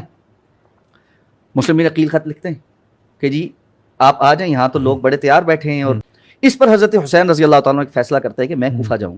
اچھا، اب یہ بات سمجھ لیں، اس وقت تک حضرت حسین رضی اللہ تعالیٰ عنہ کا کوفہ جانا کسی جھگڑے، لڑائی، قتل و غارت گری یا جہاد کے نام پر نہیں ہے. صحیح، ٹھیک ہے، کس بات بنیاد پر ہے؟ حضرت حسین رضی اللہ تعالیٰ عنہ کا کوفہ جانا اس بنیاد پر ہے کہ لوگ وہاں کے چاہتے ہیں کہ میں وہاں آؤں اور ان کی رہنمائی کروں. مجھے نہیں ہے، کوئی اختلاف نہیں ہے. یہاں پر میں ایک بات اور بھی کہنا چاہتا ہوں، بعض لوگ جو حضرت حسین رضی اللہ تعالیٰ پر تان کرتے ہیں، صحیح، ان کا بھی ہمیں جو ہے نا بیخ نہیں کرنی کہ جی نعوذ باللہ حضرت حسین رضی اللہ تعالیٰ عنہ کا یہ جو مدینہ سے کوفہ جانا تھا یہ خروج تھا، ایسا نہیں، اور مسلمان حکومت کے اندر ایک بغاوت تھی، اور حضرت حسین رضی اللہ تعالیٰ عنہ جو ہے نا وہ بھی خروج کرنے والے تھے، اور یہ سب بھی بالکل ایک شیطانی وسوسہ، اس کے علاوہ کچھ نہیں. حضرت حسین رضی اللہ تعالیٰ عنہ سب سے بری. پھر وہی بات ہے جس طرح حضرت امیر معاویہ کے اقدامات پر ان کی نیت پر شک نہیں کیا جائے، حضرت حسین رضی اللہ تعالیٰ عنہ کی نیت پر بالاولیٰ شک نہیں کیا جائے رضی اللہ تعالیٰ عنہ. ان کا وہاں سے جانا ان خطوں کی بنیاد پر تھا. لوگوں نے بلایا، کہا آپ آئیں، یہاں پہ ایک مطالبہ تھا، آ کے دیکھیں حالات آپ بہتر کر سکتے ہیں. اور پھر مسلم بن عقیل نے بھی ویریفائی کر دیا کہ وہ جو جذبہ وہی نظر آ رہا ہے، جذبہ لوگ ہیں اور ان کی ایک وہ ہے. اچھا، حضرت حسین رضی اللہ تعالیٰ عنہ کو صحابہ کرام نے مشورہ بھی دیا، ارد گرد جو بڑے صحابہ تھے، کہ آپ نہ جائیں، یہ فتنہ ہی ہے. اور یہ بار بار وہی حالات چل رہے ہیں. ظاہر بات تذیرک صحابہ کرام بڑے جو زیادہ حالات کو پرکھ رہے تھے، شروع سے دیکھ رہے تھے، وہ سارا بھی ٹھیک ہے. حضرت حسین رضی اللہ تعالیٰ مجبور تھے کہ جی میں اتنے سارے لوگوں کی ایک رائے کو جس کو مسلم بن عقیل ویریفائی کر چکے کیسے چھوڑ دوں. انہوں نے سب کو کہا جی میں کسی اس میں نہیں جا رہا کہ لڑائی کرنے جا رہا ہوں، اس لیے اپنے گھر کے لوگوں کو لے کے، فیملی ممبرس کو لے کے، جس طرح ایک بندہ ایک سٹی سے دوسری سٹی موو ہو جائے، ایک وفد جا رہا ہوتا ہے پورا، بالکل. یعنی زیادہ سے زیادہ آپ یہ کہہ سکتے کہ ایک سٹی سے دوسری سٹی موو ہونا، کہ جی میں ادھر سے اس شہر میں جا کے رہنا شروع کرتا ہوں، شاید میرے لیے وہاں کام کے مواقع زیادہ ہیں، وہاں دعوت و تبلیغ کے مواقع زیادہ ہیں، اصلاح کے مواقع زیادہ ہیں. ٹھیک ہو گیا. حضرت حسین رضی اللہ تعالیٰ وہاں سے جاتے ہیں اور رستے میں آپ کو خبر ملتی ہے کہ مسلم بن عقیل کو وہاں پہ لوگوں نے قتل کر دیا، ان کو بھی اور ہانی بن عروہ کو بھی جو ہے نا وہاں قتل کر دیا گیا۔ رستے میں ملنے والا بندہ ان کو کہتا ہے کہ میرا آپ کو مشورہ، آپ واپس چلے جائیں۔ حسین کہتے ہیں میں اب آ گیا ہوں تو واپس نہیں جا سکتا، ظاہر بات ہے ایک بڑا اقدام ہے سارا کچھ۔ رستے میں ان کو روکا جاتا ہے کربلا میں، اور وہاں پر پھر جو حالات ہیں، اب سچ بات یہ تاریخی روایات بہت کچھ بولتی بھی ہیں اور بہت کچھ نہیں بھی بولتی، ان کو ویریفائی کرنے کا کوئی سرٹن 100% ویریفیکیشن کا کوئی کرائٹیریا ہمارے پاس نہیں۔ مختلف مورخین نے مختلف واقعات بہت سارے ڈفرینٹ ایسپیکٹ سے بیان کر دی، اور اتنے ورژنز ہیں، جہاں سچ بات یہ اس واقعے کے اتنے ورژنز ہیں کہ جس کو اگر آپ اکٹھا کریں نا ایک پوری لائبریری بن جائے کہ جی اتنے ورژنز۔ اچھا ورژنز کی بات یہ ہوتی ہے نا، ایک یہ ہوتا ہے کہ جی اہل السنہ کا ایک ورژن ہے اور اہل التشیع کا ایک ورژن ہے، تو بھی بات چلو سمجھ آتی ہے، یہ دو آپس میں اس موضوع پر اختلاف کرتے ہیں، اور ذاکرین اور ان کی مجلسوں میں بیان ہونے والا اس واقعے کی تفصیل سن، آپ کو ادھر کوئی ورژن ایک مل جائے نا تو بھی بات صحیح۔ ہاں صحیح کہہ رہے ہیں۔ یعنی جتنے امام بارگاہیں ہیں نا اور جتنی مجلسیں پڑھی جا رہی ہیں، میرا اس دفعہ کا آپ کو دعوت ہے، جو سن رہے ہیں ان کو بھی دعوت ہے، آپ ان کی ویڈیوز نکالیں، اور ہر ذاکر کی صبح پڑھی گئی مجلس اور شام کو علیحدہ دوسرے ذاکر کی پڑھی گئی مجلس کا اس واقعے کا آپس میں کمپیریزن کریں، کیا ایک ہے؟ 2-4 باتوں کے علاوہ باقی ساری باتیں مختلف۔ اور جب آپ تاریخی بات کو بیان کرتے نا اسی طرح ہوتا ہے، جب آپ نے دیکھا ہوگا کہ ایک بڑا وہ ایک سوشل ایکسپیریمنٹ ہے کہ جی آپ کچھ لوگوں کو ایسے ایک لائن میں کھڑا کرتے ہیں، جی جی بالکل ٹھیک ہے، اور ان کے منہ اس طرف ہوتے اور ایک بندے کا منہ اپنی طرف کر کے کچھ سرٹن حرکت اس کو کہتے ہیں یا بتاتے ہیں، اور اسے کہتے ہیں ساتھ والے کو بتاؤ، پیچھے والے کو بتاؤ، وہ پیچھے والے کی طرف منہ کرتا ہے، اس کا منہ اپنی طرف کرتا ہے، باقی نہیں دیکھ رہے، اور وہ جو کام پہلے بندے نے کیا وہ اس کو ایکٹ کر کے دکھاتا ہے، اور یہ ایکٹ جو ہے وہ آگے 20-30 جتنے لوگ ہیں ان کے اندر جانا ہوتا ہے، ٹرانسفر ہو رہا ہے۔ جی آپ اس سوشل ایکسپیریمنٹ کو خود بھی کر کے دیکھ لیں، یوٹیوب پر ویڈیوز موجود ہیں، ہر طرح سے اس کی جتنی ویڈیوز ہیں وہ دیکھ لیں۔ ادھر سب سے پہلے شخص نے جو بات کہی یا ایکٹ کر کے دکھایا اس کا کیا ملغوبہ بنا آخر میں، 1350 سال میں جو کچھ ہوا اور جو کچھ اس کا ملغوبہ نہیں بنا ہوگا، بہت کچھ بنا۔ اس سب کو ہم قطع نظر چھوڑ دیتے ہیں، صحیح، اس بات پر آتے ہیں کہ حضرت حسین رضی اللہ عنہ کی شہادت ہوئی، بے شک، اللہ کے رسول صلی اللہ علیہ وسلم کے خانوادے کے لوگوں کی شہادت ہوئی، مظلومانہ شہادت، بے شک، اس میں تو کوئی شک نہیں۔ ایک اور بات بڑی صراحت کے ساتھ کہہ رہا ہوں، ہمارا ایمان اور عقیدہ ہے، جس نے حضرت حسین رضی اللہ تعالیٰ عنہ کی شہادت میں کردار ادا کیا، آپ کو شہید کیا، آپ کے خانوادے کو شہید کیا، یا اس میں معاون بنا، یا اس پر خوش ہوا، یا کسی بھی طریقے سے اس میں پارٹیسپیٹ کر کے مطمئن رہا، اللہ کی، اللہ کے فرشتوں کی اور ہم سب کی اہل ایمان کی اس پر لعنت۔ اللہ اکبر، صحیح کہا آپ نے، بالکل صحیح کہا، بالکل بغیر کسی لگی لپٹی کی۔ اور یقیناً یہ ایک بہت بڑا ظلم ہے، وہ شخصیت جن کے متعلق رسول اللہ صلی اللہ علیہ وسلم کیا کچھ بیان نہیں فرمایا، اور آپ نے شروع میں بیان کیا کہ اللہ کے رسول کے کندھوں پر، آپ کی گود میں، آپ کے پاس کھلکھلاتے ہوئے، ادھر ادھر بیٹھتے ہوئے، اٹھتے ہوئے آپ چوم رہے ہیں، اور یعنی بہت بیان کر رہے ہیں کہ جی یہ میرے پھول ہیں، یہ جنت کے پھول ہیں، یہ جنت کے نوجوانوں کے سردار ہیں۔ یعنی ایسی شخصیات کو آپ اللہ کے رسول صلی اللہ علیہ وسلم خانوادے کا ایک احترام، ہمارے ہاں تو یہ اس بر صغیر پاک و ہند میں تو خاص طور پہ یہ بات ایسی ہے، کسی کے عام بندے کے نام کے ساتھ سید لگ جائے تو اس کا ایک احترام بن جاتا ہے، کیا ہے جی یہ سید ہے، بالکل ٹھیک ہے نا، اور اس کو بہت سارے لوگوں نے دنیاوی اعتبار سے اپنے لیے کیش کرانے کی کیا، بالکل، لیکن یہ ایک احترام موجود ہے، ایک محبت موجود ہے۔ کیسے ہو سکتا ہے کہ آپ ان کے ساتھ ایسا کرتے ہیں؟ تو جس نے کیا ہے وہ اللہ کے ہاں بھگتے گا، ٹھیک ہے نا۔ لیکن میری ایک کچھ جینون سوال ہے یہاں پہ، ٹھیک ہے، ہم نے کتنی شہادتوں کا تذکرہ کر دی، حضرت عمر کی شہادت ہوئی، حضرت عثمان کی شہادت ہوئی، حضرت علی کی شہادت ہوئی، حضرت حسن کی شہادت ہوئی، حضرت حسین کی شہادت ہوئی، بیچ میں اور بے تحاشا صحابہ اکرام کی شہادتیں ہوئی۔ بالکل، شہادتیں تاریخ ہوتی ہیں اور اس سے کچھ اسباق ہوتے ہیں، کوئی بھی واقعہ دین کا اصل نہیں بن جاتا، دین نہیں بن جاتا بذات خود، کہ دین شروع بھی وہیں سے ہو، دین ختم بھی وہیں سے۔ دین حجۃ الوداع کے موقع پر الیوم اکملت لکم دینکم واتممت علیکم نعمتی والی آیت کے نازل ہونے پر مکمل ہو چکا تھا۔ ہمارا ایمان ہے سید الانبیاء جناب محمد الرسول اللہ صلی اللہ علیہ وسلم اس دنیا سے تشریف نہیں لے گئے تھے جب تک کہ اللہ کے رسول صلی اللہ علیہ وسلم نے ساری بات لوگوں تک پہنچا نہیں دی تھی اور اللہ نے دین کو مکمل نہیں کر دیا. یہ اس امت کا ایک خاصہ خصوصیت ہے کہ اس کا دین مکمل ہے. یہ یاد رکھیے, یہ اس امت کی خصوصیت ہے کہ اس کا دین مکمل ہے. حضرت عمر کو کہا تھا نا یہودی نے کہ آپ کے قرآن میں ایک ایسی آیت ہے اگر ہمارے اوپر نازل ہوئی ہوتی تو ہم اسے عید کے طور پہ مناتے. الیوم اکملت لکم دینکم واتممت علیکم نعمتی. حضرت عمر نے کہا ہمیں بہت اچھے طریقے سے پتہ ہے کہ آیت کب نازل ہوئی, اور وہ ہمارا عید کا ہی دن تھا, عرفہ کا میدان تھا اور جمعے کا دن تھا. عید تھی نا, جمعے کا دن عید کا دن ہے. انہوں نے کہا ہمیں تم سے زیادہ پتا ہے کہ یہ آیت کتنی سگنیفیکنٹ ہے ہمارے لیے. ہم نے آج اس سگنیفیکنس کو ہی ختم کر دیا کہ دین مکمل تھا بھائی اس سے پہلے. ایک بڑی اچھی بات کسی نے کہی, ایک بڑی اچھی بات. اس نے کہا جی ہمیں واقعات سنائے جاتے ہیں حضرت حسین رضی اللہ تعالیٰ عنہ کی شہادت سے اور اس کے بعد سے کہ کیا ہوا. حضرت حسین رضی اللہ تعالیٰ عنہ کی ولادت سے لے کر جو عرصہ انہوں نے اپنے والد کی زیر نگرانی حضرت ابوبکر صدیق رضی اللہ اپنے نانا حضرت اللہ کے رسول صلی اللہ علیہ وسلم کے ساتھ, پھر حضرت ابوبکر کے ساتھ, حضرت عمر فاروق کے ساتھ, حضرت عثمان غنی کے ساتھ, اور اپنے والد کی خلافت کا اس سارے عرصے میں گزارا ان سارے فتنوں سے پہلے, وہ تو کوئی بیان ہی نہیں کرتا. جو کہ اصل چیز ہے, کیا حضرت حسین رضی اللہ تعالیٰ عنہ کی زندگی سے سیکھنے کا معاملہ صرف یہ ہے کہ ان کی شہادت ہوئی, یا ان کی زندگی بھی کوئی نمونہ ہے, ان کی زندگی میں بھی کچھ سبق ہے, اور وہ سبق اس سے پہلے بھی تو ہے نا, تو اس کا کوئی تذکرہ نہیں. اس لیے میں یہ سمجھتا ہوں کہ ہمیں یہ سمجھنا چاہیے کہ یہ ایک دردناک, المناک, تاریخی واقعہ ہے. اور جس طرح بہت سارے دردناک تاریخی واقعات ہیں, جس طرح ہم حضرت عثمان رضی اللہ تعالیٰ کی شہادت کو بھی اسی طرح کا دردناک اور تاریخی واقعہ سمجھتے ہوئے آگے چلتے کہ دین ہے, بالکل اسی طرح اس واقعے کو بھی دین کی کا اصول یا اساس یا بنیاد بنا کر اسی کے گرد گھومتے رہنا, اس کو محور بنانے کے بجائے سبق سیکھ کر اپنی زندگی میں دین کے جو احکامات مکمل ہو چکے اس سے پہلے اس پر عمل کرنے کی بات سنی اور ان واقعات سے سبق سیکھیں.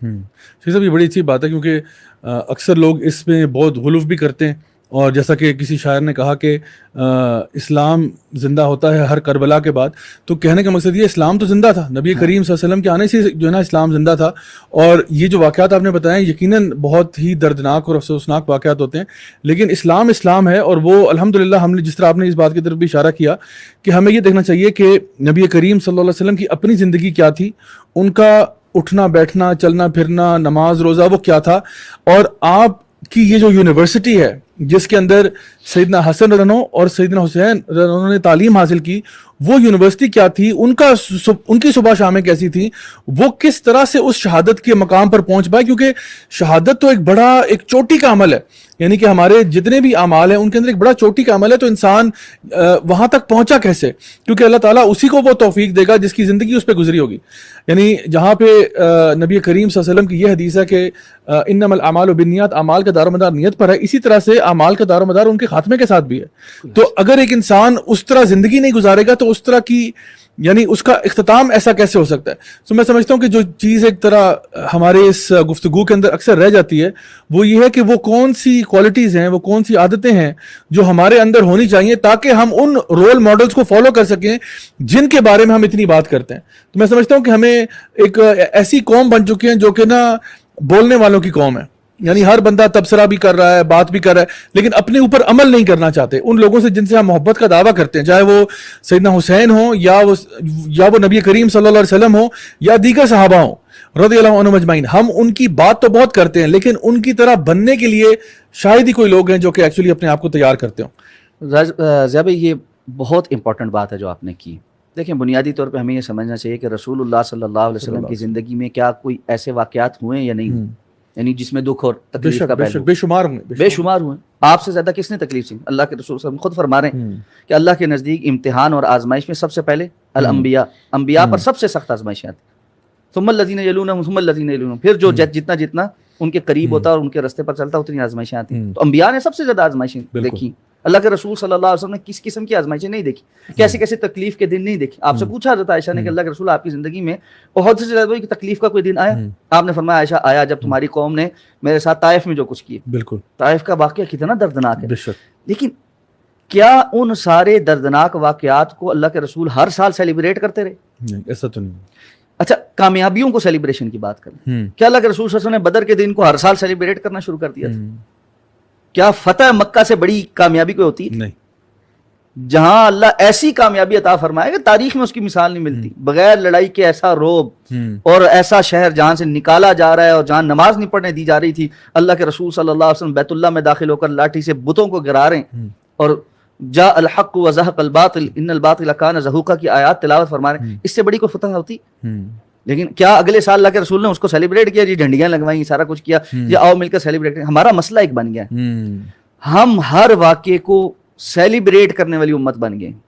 ہم نے سیلیبریشن کو حقیقت سمجھ لی ہے، دین کو منا رہے ہیں، اپنا نہیں رہے. اللہ بڑی بڑی امپورٹنٹ بات، سبحان اللہ. ہم شہادتیں منا رہے ہیں. اور میں یہ ایک اور صراحت کرنا چاہتا ہوں، اہل السنہ نے بھی یہ کام نہ دوسروں کی دیکھا دیکھی رد عمل میں شروع کر دی. 10 محرم کو حضرت حسین کی شہادت وہ مناتے تھے، ادھر 1 محرم کو حضرت عمر کی شہادت منائی جا رہی ہے. بالکل. کب اللہ کے رسول صلی اللہ علیہ وسلم نے ایسا کچھ کیا؟ یہ بھی بدعت، یہ بھی خرافات کہ رد عمل کا شکار ہو کر آپ ایک ایسے کام شروع کر دیں جو دین کا حصہ ہی نہیں. تو میری ایک بڑی دست بستہ گزارش ہے اور میں ہمیشہ یہ بات ریپیٹ کرتا ہوں، اور خاص طور پہ آج بڑے ینگسٹرز بیٹھے ہوئے ہیں، میری آپ سے یہ بڑی گزارش ہے، درد مندانہ گزارش، جو جہاں تک یہ آواز پہنچ رہی ہے نا، اس بات کو سن کر میری گزارش یہ ہوگی کہ سب لوگ آگے دوسروں تک پہنچانا شروع کریں. دین اپنانے کی چیز ہے، دین منانے کی چیز نہیں ہے. بالکل. مسلمان اسلام کو اپناتا ہے، مسلمان اسلام کو مناتا نہیں ہے. ہم منا رہے ہیں، کسی نے محرم کو جو ہے نا اسپیشلائز اپنے لیے کچھ دن منانے کے طور پہ اپنا لیا ہے، کسی نے ربیع الاول کو کے کچھ دن منانے کے لیے رکھ لیے، اور جو باقی بچے نا انہوں نے رمضان کے کچھ دن منا لیے. بالکل ایسا ہی ہوتا ہے، رمضان کا آخری عشرے میں کچھ 27 منا کے ہم چھٹی کر لیتے ہیں. بالکل. نمازیں بھی ہم بس رمضان میں پڑھیں گے، روزے بھی ہم رمضان میں رکھیں گے، برے کاموں سے بھی ہم رمضان میں رکیں گے، اور 27ویں کے بعد آپ نے جیسا کہا کہ جی مسجدیں بے روز، اور چاند رات کو تو ہم آزاد ہو جاتے ہیں. بالکل. قید ہم تھے، جیسے ہم تھے، شیطان نہیں تھا، ہم قید تھے. تو یہ جو کام ہے نا، اس سے ہمیں باہر نکلنا پڑے گا. بڑی امپورٹنٹ. ہمیں دین کی اساس اور بنیاد جو اللہ کے رسول صلی اللہ علیہ وسلم سکھائی تھی اس پر آنا پڑے گا، اور جس کو قرآن بار بار کہتا ہے، کیا؟ الا الذین آمنوا وعملوا الصالحات، جو ایمان لائے اور جنہوں نے عمل صالح کیا. پریکٹیکلی آپ کو جب تک تبدیل نہیں ہوتے، یہ کوئی طریقہ کار نہیں ہے کہ آپ 10 دن رو لیں، پیٹ لیں، ماتم کر لیں، مختلف مجلسوں میں بیٹھ کر ان کا تذکرہ کر لیں، قطع نظر اس بات کی کہ اس کی شرعی حیثیت کیا ہے. اب تو باقاعدہ میں پھر وہی کہہ رہا ہوں، سنجیدہ فکر سیاہ علماء بھی واضح طور پہ بتا رہے ہیں کہ بھائی اس پیٹنے کی کوئی جو ہے نا کوئی حیثیت نہیں، شرعی حیثیت کوئی نہیں. ٹھیک ہے. اور مستند شیعہ کتابوں کے اندر واضح طور پر لکھا ہوا ہے کہ جس نے اپنے گال پیٹے اور اپنے جو ہے نا یہ رانوں پر ایسے غم میں ہاتھ مارا، اس نے اللہ کے رسول صلی اللہ علیہ وسلم کی نافرمانی کی. اور رسول اللہ صلی اللہ علیہ وسلم کی واضح احادیث تو بالکل واضح ہیں. من لطم الخدود وشق الجیوب، جس نے اپنے گال پیٹے اور گریبان کو چاک کیا، فلیس منا، اس کا ہم سے کوئی تعلق نہیں. غم منانے کا بھی اسلام نے ایک طریقہ کار دیا ہے.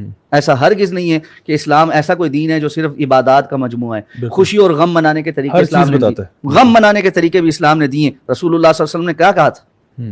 آپ کے بیٹے آپ کی گود میں سانس اکھڑ رہا ہے، نکل رہے ہیں، آپ کی آنکھوں سے آنسو جاری ہو رہے ہیں. صحابہ کرام پوچھتے ہیں اللہ کے رسول آپ بھی رو رہے ہیں؟ آپ نے کیا فرمایا؟ العین تدمع والقلب یحزن.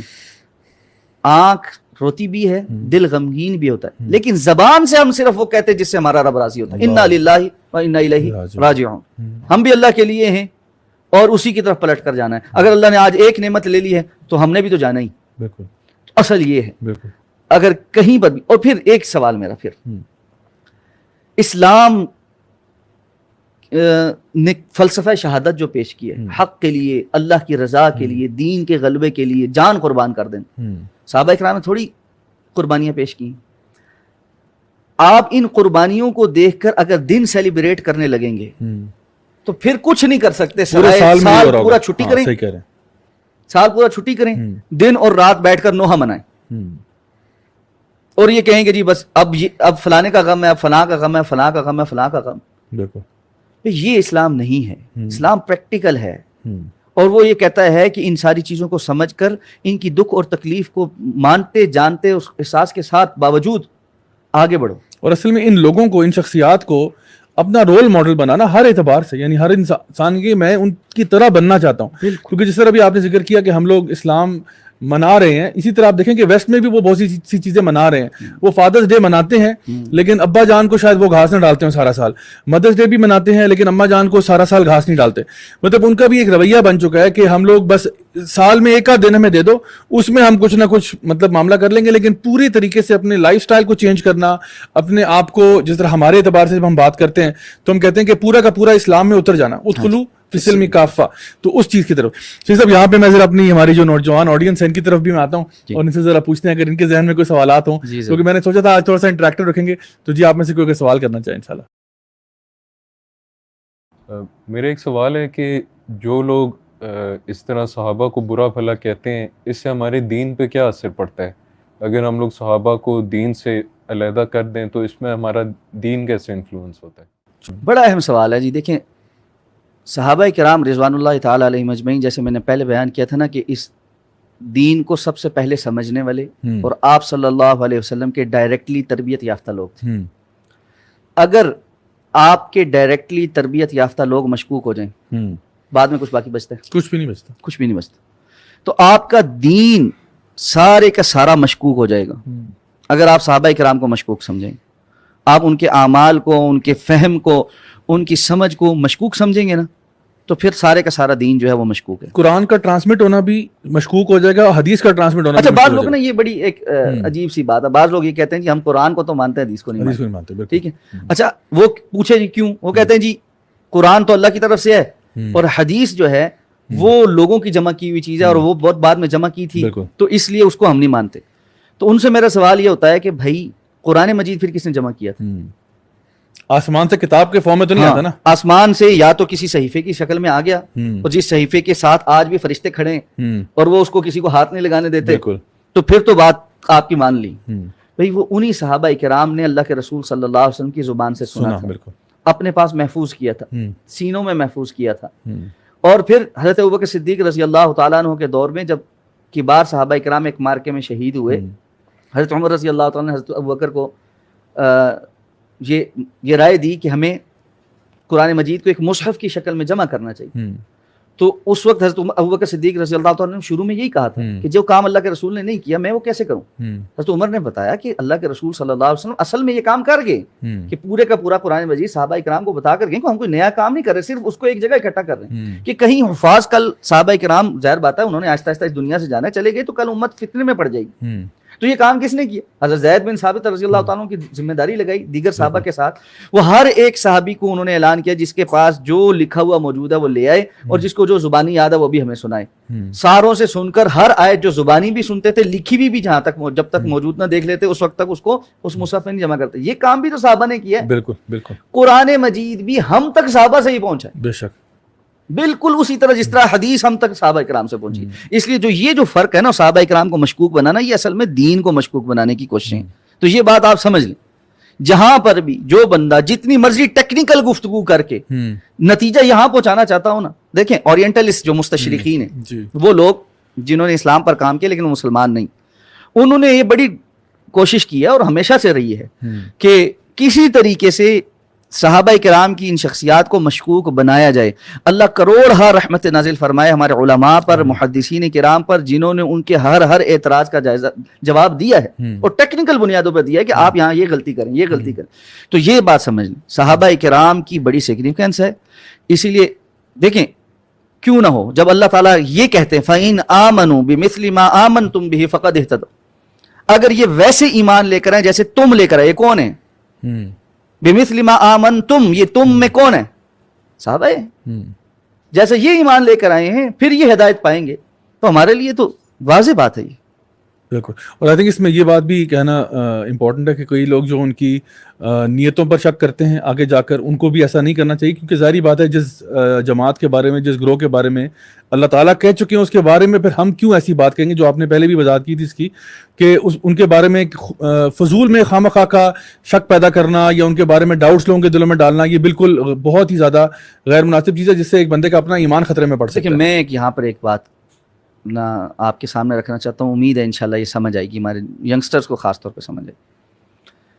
موجودہ دور میں نا بعض سپیکرز بیٹھ کے ویڈیوز بڑی وائرل ہیں جی, لوگ بڑی سنتے ہیں, کیا ہے جی مختلف روایات بیان کر کر کے ان کا انالیسس کر کے یہ بات ثابت کرنے کی کوشش کرتے ہیں کہ جی صحابہ کرام کی نیتوں یا فلاں صحابی کی نیت، میں صراحت کر دوں یعنی حضرت امیر معاویہ رضی اللہ تعالیٰ کے بارے میں یہ ان کے یہ اقدامات نعوذ باللہ شاید حکومت حاصل کرنے کے لیے تھے، یا وہ سارے حضرت علی کی مخالفت صرف اس لیے کرتے تھے کہ ان کو حکومت نہیں مل رہی تھی، ٹھیک ہے۔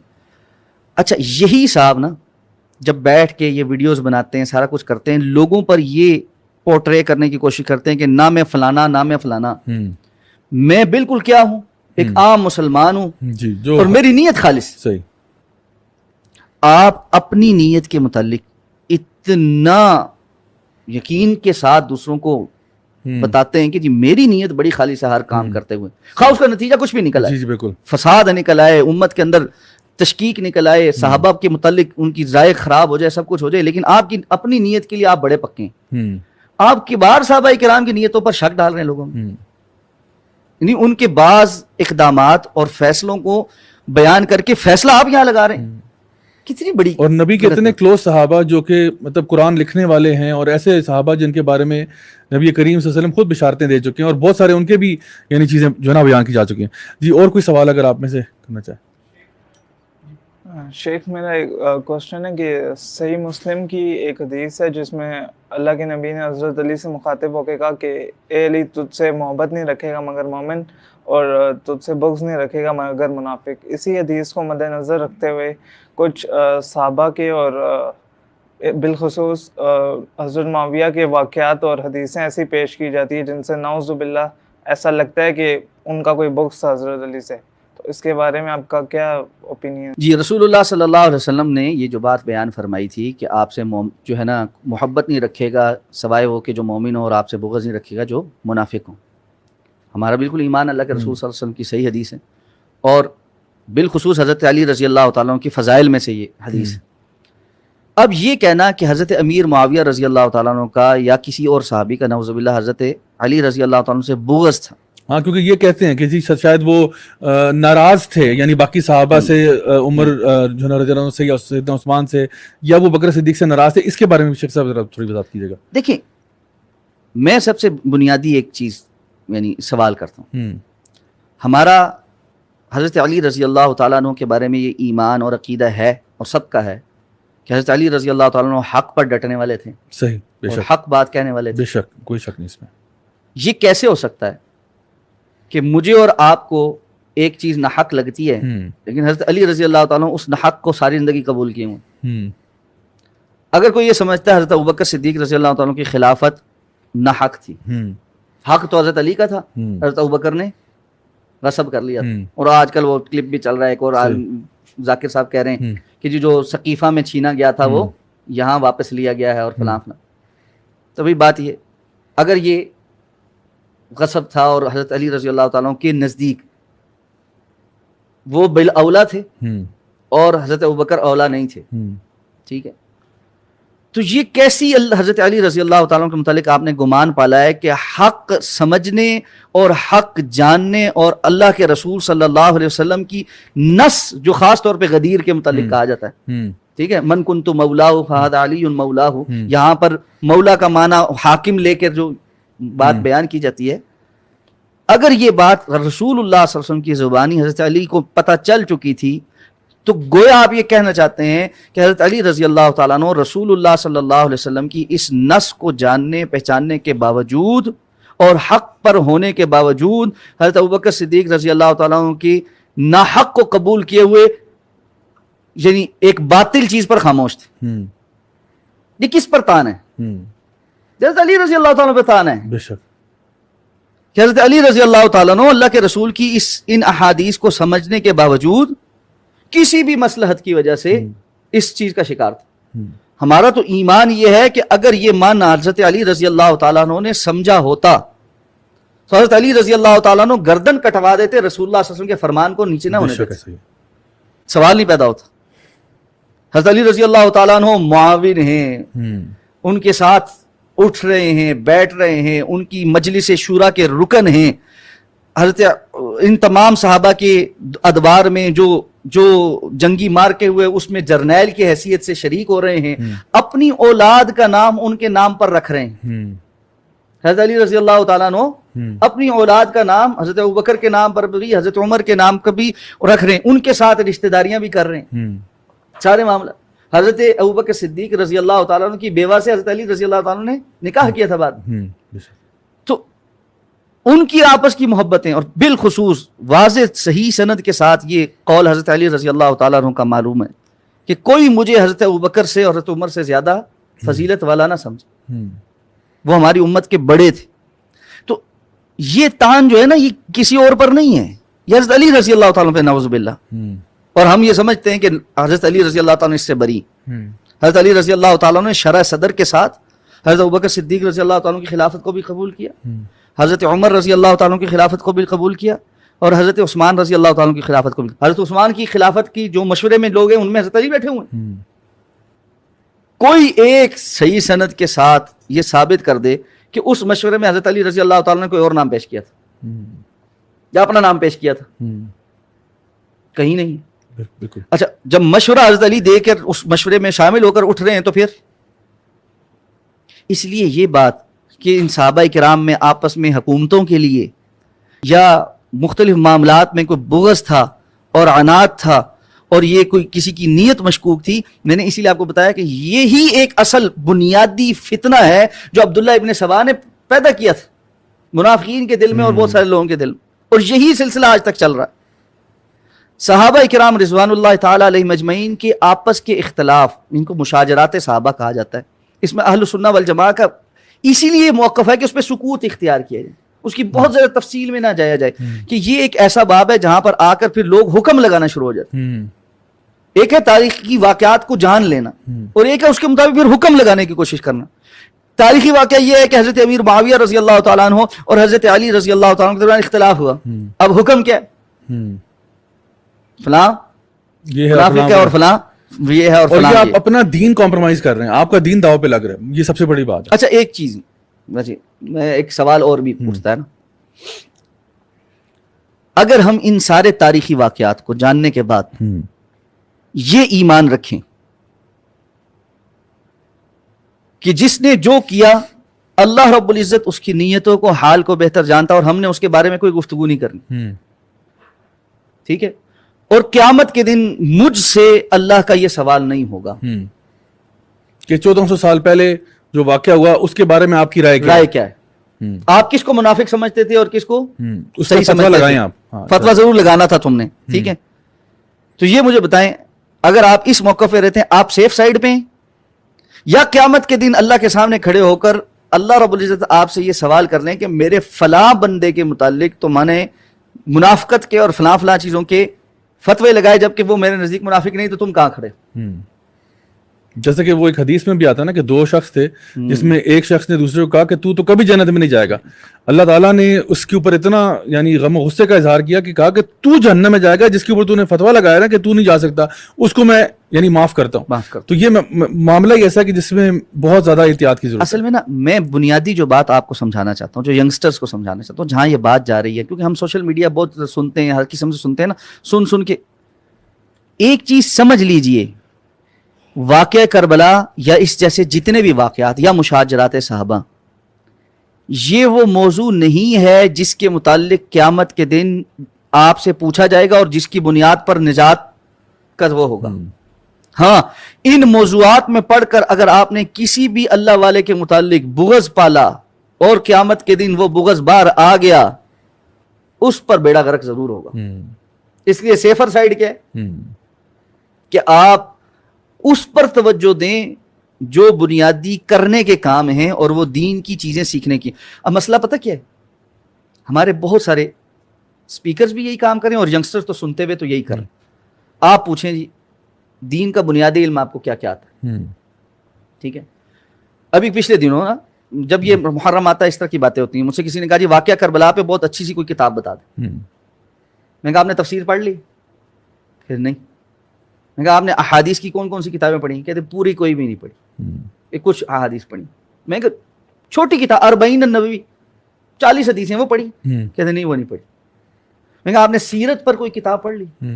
رسول اللہ صلی اللہ علیہ وسلم کی پوری زندگی میں کیا ہوتا رہا, آپ نے اس پر کچھ پڑھا؟ کہنے لگے نہیں وہ بھی میں نے پوری کوئی نہیں پڑھی, چھوٹے چھوٹے واقعات کہیں کہیں سے پڑھے. میں نے کہا بھائی اس سب میں آپ کو واقعہ کربلا پڑھنے کو ہی رہ گیا کہ واقعہ کربلا ایک حقیقت ہے, اس کو جاننا پہچاننا ٹھیک ہے, لیکن کیا اس سے ہٹ کر دین کا کوئی علم نہیں ہے جو ہم نے حاصل کرنا؟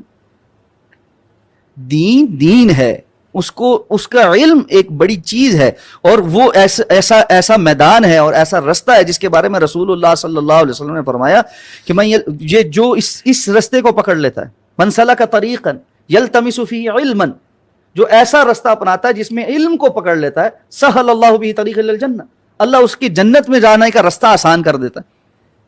یہ علم کیا ہے؟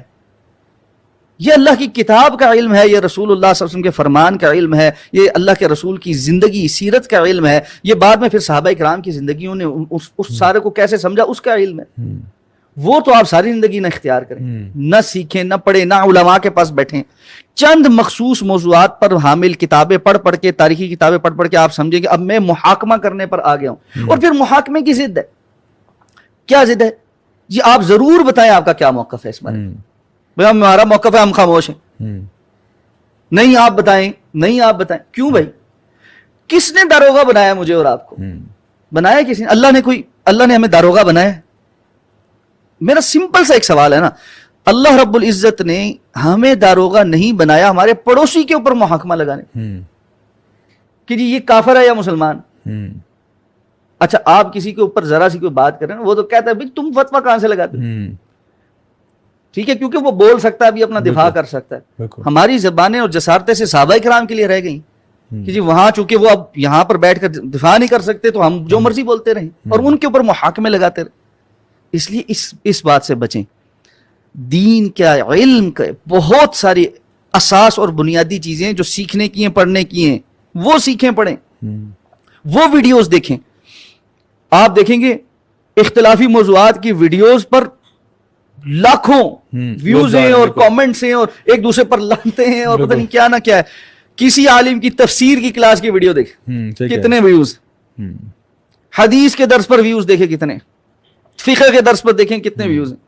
ہماری پریورٹیز ہمیں سمجھ آ جائیں. سینسیشنلزم کریٹ ہو گیا جہاں پہ ہم اختلاف دیکھتے ہیں, بجائے فتنے سے دور بھاگنے کے ہم فتنے کے اندر کود جاتے ہیں اور پھر کسی نہ کسی سائٹ پہ چلے جاتے ہیں. یہ ہمارے آئی تھنک سوشل میڈیا کا ایک ٹرینڈ بن چکا ہے کہ کسی نہ کسی کے بارے میں آپ نے موقف کوئی نہ کوئی اختیار کرنا ہے اور کوئی اپنا اوپینین ضرور ظاہر کرنا ہے. جی اور کوئی ایک آدھ کوئی کوشچن ہے کسی کا ہو تو ہم لوگ جہاں لے لیتے ہیں, اس کے بعد پھر آگے چلتے ہیں. جی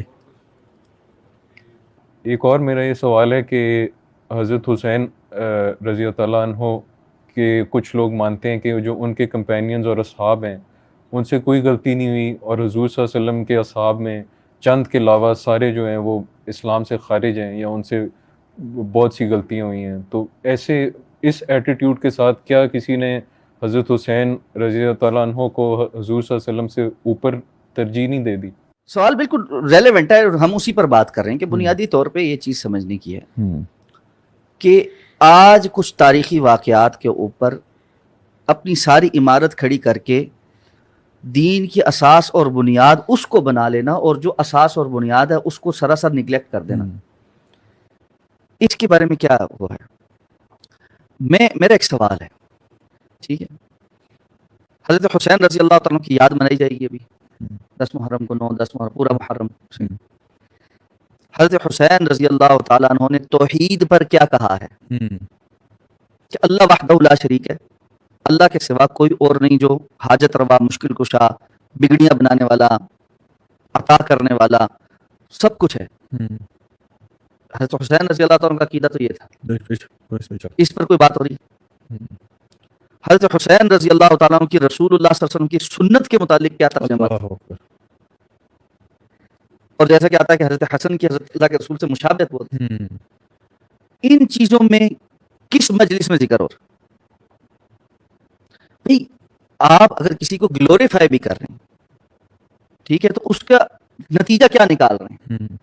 نتیجہ یہ نکال رہے ہیں کہ کچھ دن گزرنے کے بعد ساری دنیا کے سامنے آپ نے ایک چیز کو پورٹرے کر کے بیان کر کے چلے گئے, اور پھر آپ کے بالکل سامنے بیٹھے ہوئے آڈینس اور جو اکثر بیان کرنے والے, میں سب کا نہیں کہتا, لیکن اکثر بیان کرنے والے, مجلس پڑھنے والے ذاکرین بھی, اور ان کا طرز عمل, زندگی عام طور پر گزارنے کا جو اسٹائل ہے وہ سارے کا سارا لبرل اور سیکولر اور کسی اور جانب اشارہ کرنے والا ہے.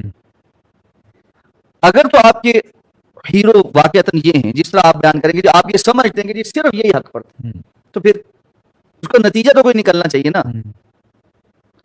میں اصل میں آپ کو اس سوال سے باہر نکال کے اس کی ایک اور ڈائمینشن کی طرف لے جانا چاہتا ہوں, جس کے ذہن میں بھی یہ ہے نا, اس بحث کو ہم ایک طرف رکھتے ہیں کہ جی فلاں افضل تھا فلاں افضل تھا, یا یہ اوکے آپ کے نزدیک افضل تھا, اوکے ہو گیا جی.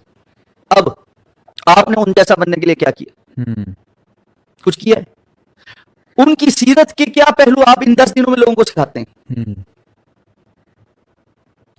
ایک واقعہ یاد آ گیا تھوڑا سا ایگلنٹ, لیکن ساتھ بات سمجھانے کے لیے جو ہے نا, وہ ایک صاحب میرے پاس آئے اور کہنے لگے جی میں نے اتنے دن اللہ کے راستے میں نکالے. بہت اچھی بات. تو کہنے لگے کہ بس بڑا اچھا ہوا, ہم گئے فلاں جگہ گئے, ایسے کیا ویسے کیا, فلاں کو دین کی دعوت دی, فلاں کو دین کی دعوت دی. بہت اچھا کیا آپ نے. اتنے دن آپ نے 40 دن اللہ کے راستے میں نکالے, قرآن مجید کتنا پڑھا؟ آیات, تفسیر؟ کہنے لگے نہیں تفسیر اور ترجمہ تو ہم نے نہیں پڑھا. میں کہا آپ یہاں جب تھے 40 دن کے لیے نہیں گئے تھے, روز قرآن کی کلاس میں بیٹھتے تھے, ترجمہ کی 3-4 آیات پڑھ لیتے تھے, تفسیر جانتے تھے, سیکھتے تھے, اور پھر جا کر لوگوں کو بھی بتاتے تھے. تو 40 دن آپ نے اسپیشلی 24 گھنٹے ان کے نکالے اور لوگوں کو جا کر دین کی دعوت دی. اس میں کوئی قرآن مجید کی آیت نہیں پڑھی, خود بھی ترجمے کے ساتھ, نہ دوسروں کو پڑھ کے سنائی, نہ اضافی اس میں علم میں اضافہ کرنے کا کام بھی کہتے نہیں کیا. میں کہ چلیں رسول اللہ صلی اللہ علیہ وسلم کی احادیث آپ نے کتنی پڑھی باقاعدہ طور پہ کہ جی اللہ کے رسول کی اتنی حدیثیں ہم روز پڑھیں گے. لیکن روز آپ نکالے 40 دن میں تو ہونا یہ چاہیے تھا کہ آپ کو 40 حدیثیں یاد ہو جاتی. صحیح بات ہے. ٹھیک ہے, 40 نبوی پڑھ لیتے 40 آیات آپ کو زبانی یاد ہو جاتی, ان کا ترجمہ آپ یاد کر لیتے, کچھ نہ کچھ کر لیتے, چھوٹی چھوٹی کر لیتے. 40 صورتیں 30ویں پارے میں سے نکال کر آپ یاد کر لیتے. تو کیا کہہ لیں گے نہیں یہ تو کچھ نہیں. میں نے کہا پھر آپ کیا سمجھتے ہیں آپ نے دین کی کیا خدمت کی؟ کہتے ہیں ہم نے لوگوں کو بتایا.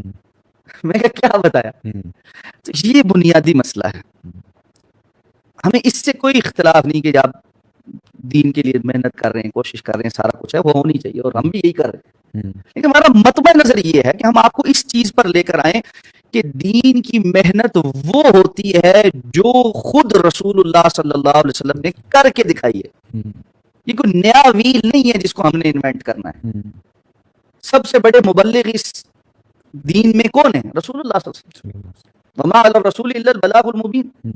تو یہ تبلیغ اور تو ہم محرم کے دنوں میں جو لوگوں کو سکھا رہے ہیں یہ بھی تبلیغ کر رہے ہیں, ظاہر وہ اپنے نزدیک تبلیغ کر رہے ہیں نا. اور باقی ربیع الاول میں اور رمضان میں جو کوئی کر رہا ہے دین کے نام پہ وہ تبلیغ کر رہا ہے نا, دوسروں کو سکھا رہا ہے کہ یہ ہے حق. ٹھیک ہے, میرا سادہ سا سوال یہ ہے کہ اس حق میں وہ کس نے بیان کیا ہے جو اللہ کے رسول نے بیان کیا, جو اللہ نے اپنی کتاب میں سکھایا ہے وہ لوگوں کو سکھانے کی کوشش کی, جو اللہ کے رسول صلی اللہ علیہ وسلم کی زندگی ہے وہ لوگوں کو سکھانے کی کوشش کی. اگر کی ہے تو بہت اچھی بات ہے. تو جن کو آپ گلوریفائی کر, جن کو آپ سمجھتے ہیں یہ حق پر ہیں, بھائی ان جیسے ہی بن جاؤ, ان کی زندگی سیکھنے کی کوشش کرو. زندگی ساری ہالی ووڈ اور بالی ووڈ کے ایکٹرز اور ایکٹریسز کی گزار رہے ہیں گزار رہے ہیں. وہ جس نے کہا تھا کہ جی ہم زندگی جو ہے وہ جو ہے نا جینا جو ہے امریکہ میں چاہتے ہیں, اور سٹائل جو ہے وہ ہالی ووڈ کے ایکٹرز اور ایکٹریسز جیسا ہونا چاہیے, اور ایمان ہمارا جو ہے وہ صحابہ کرام اور اہل بیت جیسا ہونا چاہیے, اور موت ہمیں مدینہ میں آ اور جنت الفردوس میں ہم اللہ کے رسول کے پڑوس میں. یہ تو متضاد بات ہے. اور یہ میں سمجھتا ہوں شیخ صاحب ہمارے یہاں پہ بھی لوگ جو ہے نا بہت سارے بزرگوں کی بھی باتیں کرتے ہیں. ہم لوگ اصل میں بہت ساری مجالس ایسی ہوتی ہیں, بہت سارے ایسی جگہوں پہ ہم لوگ چلے جاتے ہیں جہاں پہ ہم لوگ صحابہ کے ہوں یا ہمارے بزرگان دین ہوں ان کے فضائل بیان کرتے ہیں. اور میں سمجھتا ہوں کہ ہماری آڈینس کے اندر نا کہ یہ فیل گڈ فیکٹر بھی ہوتا ہے کہ وہ کہتے ہیں یار بڑا مزہ آ رہا ہے ان کے فضائل سن کے, اور واہ واہ سبحان اللہ, اور یہ سب کچھ چل رہا ہوتا ہے. لیکن کوئی بھی شخص یہ نہیں سوچ رہا ہوتا کہ یہ صرف واہ واہ اور سبحان اللہ کی بات نہیں ہے. میں نے جو بھی میرے بڑے ہیں جن کو بھی میں ایک خاص مقام پہ رکھا ہوا ہے, ان جیسا میں بننے کے لیے کوئی کوشش کروں یا محنت کروں یا کوئی پروگرامنگ کروں, اس کا کوئی موڈ نہیں ہوتا. لوگ جاتے ہیں یعنی ہم یہ چاہتے ہیں کہ ہم کسی جگہ پہ بیٹھے بھی ہو نا تو میرے اوپر کوئی فنگر پوائنٹنگ نہ ہو, مجھے نہ کہا جائے کہ میں اپنے آپ کو چینج کروں. کہتے پوری دنیا چینج ہو جائے لیکن میں نے چینج نہیں ہونا. دنیا ساری چینج ہو جائے, یہ بھی غلط ہے, وہ بھی غلط ہے, حکمران بھی غلط ہے, فلاں بھی غلط ہے, سارے لوگ غلط ہیں, میں جہاں کھڑا ہوں میں اسی طرح ٹھیک ہوں, باقی سارے بدل جائیں. تو اس طرح تو نہیں, کوئی بھی تبدیلی یا چینج اس طرح تو نہیں آتا. اور سب سے بڑی بات میں سمجھتا ہوں اس میں یہ بھی ہے کہ جہاں پہ یعنی اللہ سبحانہ تعالیٰ نے ہمارے لیے رول ماڈلز پیدا کیے ہیں نبی کریم صلی اللہ علیہ وسلم کی ذات میں اگر دیکھا جائے, اور پھر صحابہ بھی اگر دیکھا جائے کیونکہ اللہ تعالیٰ نے فرمایا کہ وہ یزکیہم، یعنی نبی کریم صلی اللہ علیہ وسلم کے کاموں میں سے ایک کام جو ان کو یہ کہا گیا تھا کہ وہ جو ہے نا قرآن کی آیات کی تلاوت ان کو کر کے سنائیں گے اور ان کا تزکیہ کریں گے. تو ہمیں بھی چاہیے کہ ہم بھی اس قرآن مجید کے ذریعے اپنے نفوس کا تزکیہ کریں. یہ میسج ضرور لے کر جائیں آپ کے آج کے سیشن سے. باتیں بہت ہو گئی ہمارے یہاں، پچھلے 70-72 سال سے باتیں ہی ہو رہی، الزام تراشیاں ہی ہو رہی. محرم آتا ہے چلا جاتا ہے، ربیع الاول آتا ہے چلا جاتا ہے، رمضان آتا ہے چلا جاتا ہے. سب اختلافات کو ایک طرف رکھ کے میری زندگی میں کیا تبدیلی آئی؟ بڑا اہم سوال ہے. یہ ایک سوال ہے جو میں نے اپنے آپ سے کرنا ہے، آپ نے اپنے آپ سے کرنا ہے. بل الانسان علی نفسہ بصیرہ، انسان خود اپنے اوپر سب سے بڑا سرویلنس والا، بڑا چیک اینڈ بیلنس کر سکتا ہے. کسی اور کو پتا ہونا پتا ہو، بندے کو پتا ہوتا ہے میں کتنے پانی میں. اگر تو وہ بہتر ہو گیا ہے اور بہتر ہو رہا ہے تو بہت اچھی بات، لیکن اگر صرف ہوا ہے، نعرے بازی ہے، تو پھر کوئی فائدہ نہیں. بے شک. شیخ صاحب بہت بہت شکریہ، آپ نے اتنا ٹائم نکالا اور بہت ہی زیادہ مفید باتیں اور زبردست باتیں کی ہم سے. میں دعا کرتا ہوں اللہ تعالیٰ ہم سب سے ہمارا یہاں پہ آنا قبول فرمائے، اور جو لوگ ہمارے ساتھ ویورز لسنرز ہیں ان کا بھی یہ سننا ان سے قبول فرمائے، اور اس کو ہمارے قیامت کے دن ہمارے حسنات کا حصہ بنائے. اور میں یہ بھی اپنی آڈینس سے کہوں گا اور آپ لوگوں سے بھی کہ ہم لوگ بہت عرصے سے نا ایک نیشن آف ہیش ٹیگز بن چکے ہیں. اکثر لوگ جمعے کے دن نا وہ جمعہ مبارک کا ہیش ٹیگ بنا کے بھیج دیتے ہیں نا، کوئی تصویر ڈال کے. تو میں سوچتا ہوں کہ کتنے لوگوں کو ایکچولی اس دن جمعہ مبارک طریقے سے گزرا ہوگا کہ انہوں نے واقعی میں جمعے کی نماز پڑھی ہوگی، انہوں نے سورۃ الکہف کی تلاوت کی ہوگی جیسا کہ نبی کریم صلی اللہ علیہ وسلم فرمایا. کتنے لوگوں نے نبی کریم صلی اللہ علیہ وسلم پر درود بھیجا ہوگا یا نہا کر غسل کر کے ان چیزوں کو فالو کیا ہوگا. ہم لوگ ان ہیش ٹیگ سے باہر نکلیں اور عمل کی طرف جائیں.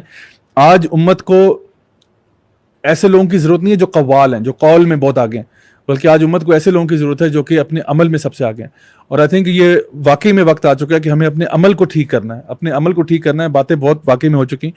اللہ تعالیٰ ہمارے ملک اور قوم کی حفاظت کرے، ہمارے ملک اور قوم کو اپنے حفظ و امان میں رکھے.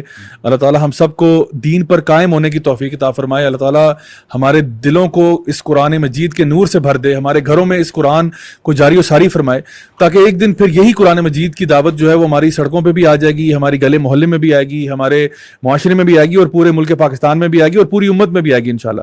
اللہ تعالیٰ پوری مسلم امت کو ایک یکساں ہونے کی توفیق عطا فرمائے کہ ہم لوگ یہ بات سمجھ جائیں کہ ہمارا اللہ ایک ہے، ہمارے پیارے نبی صلی اللہ علیہ وسلم ایک ہیں، ہماری قرآن مجید کتاب ہمارے بیچ میں ایک ہے.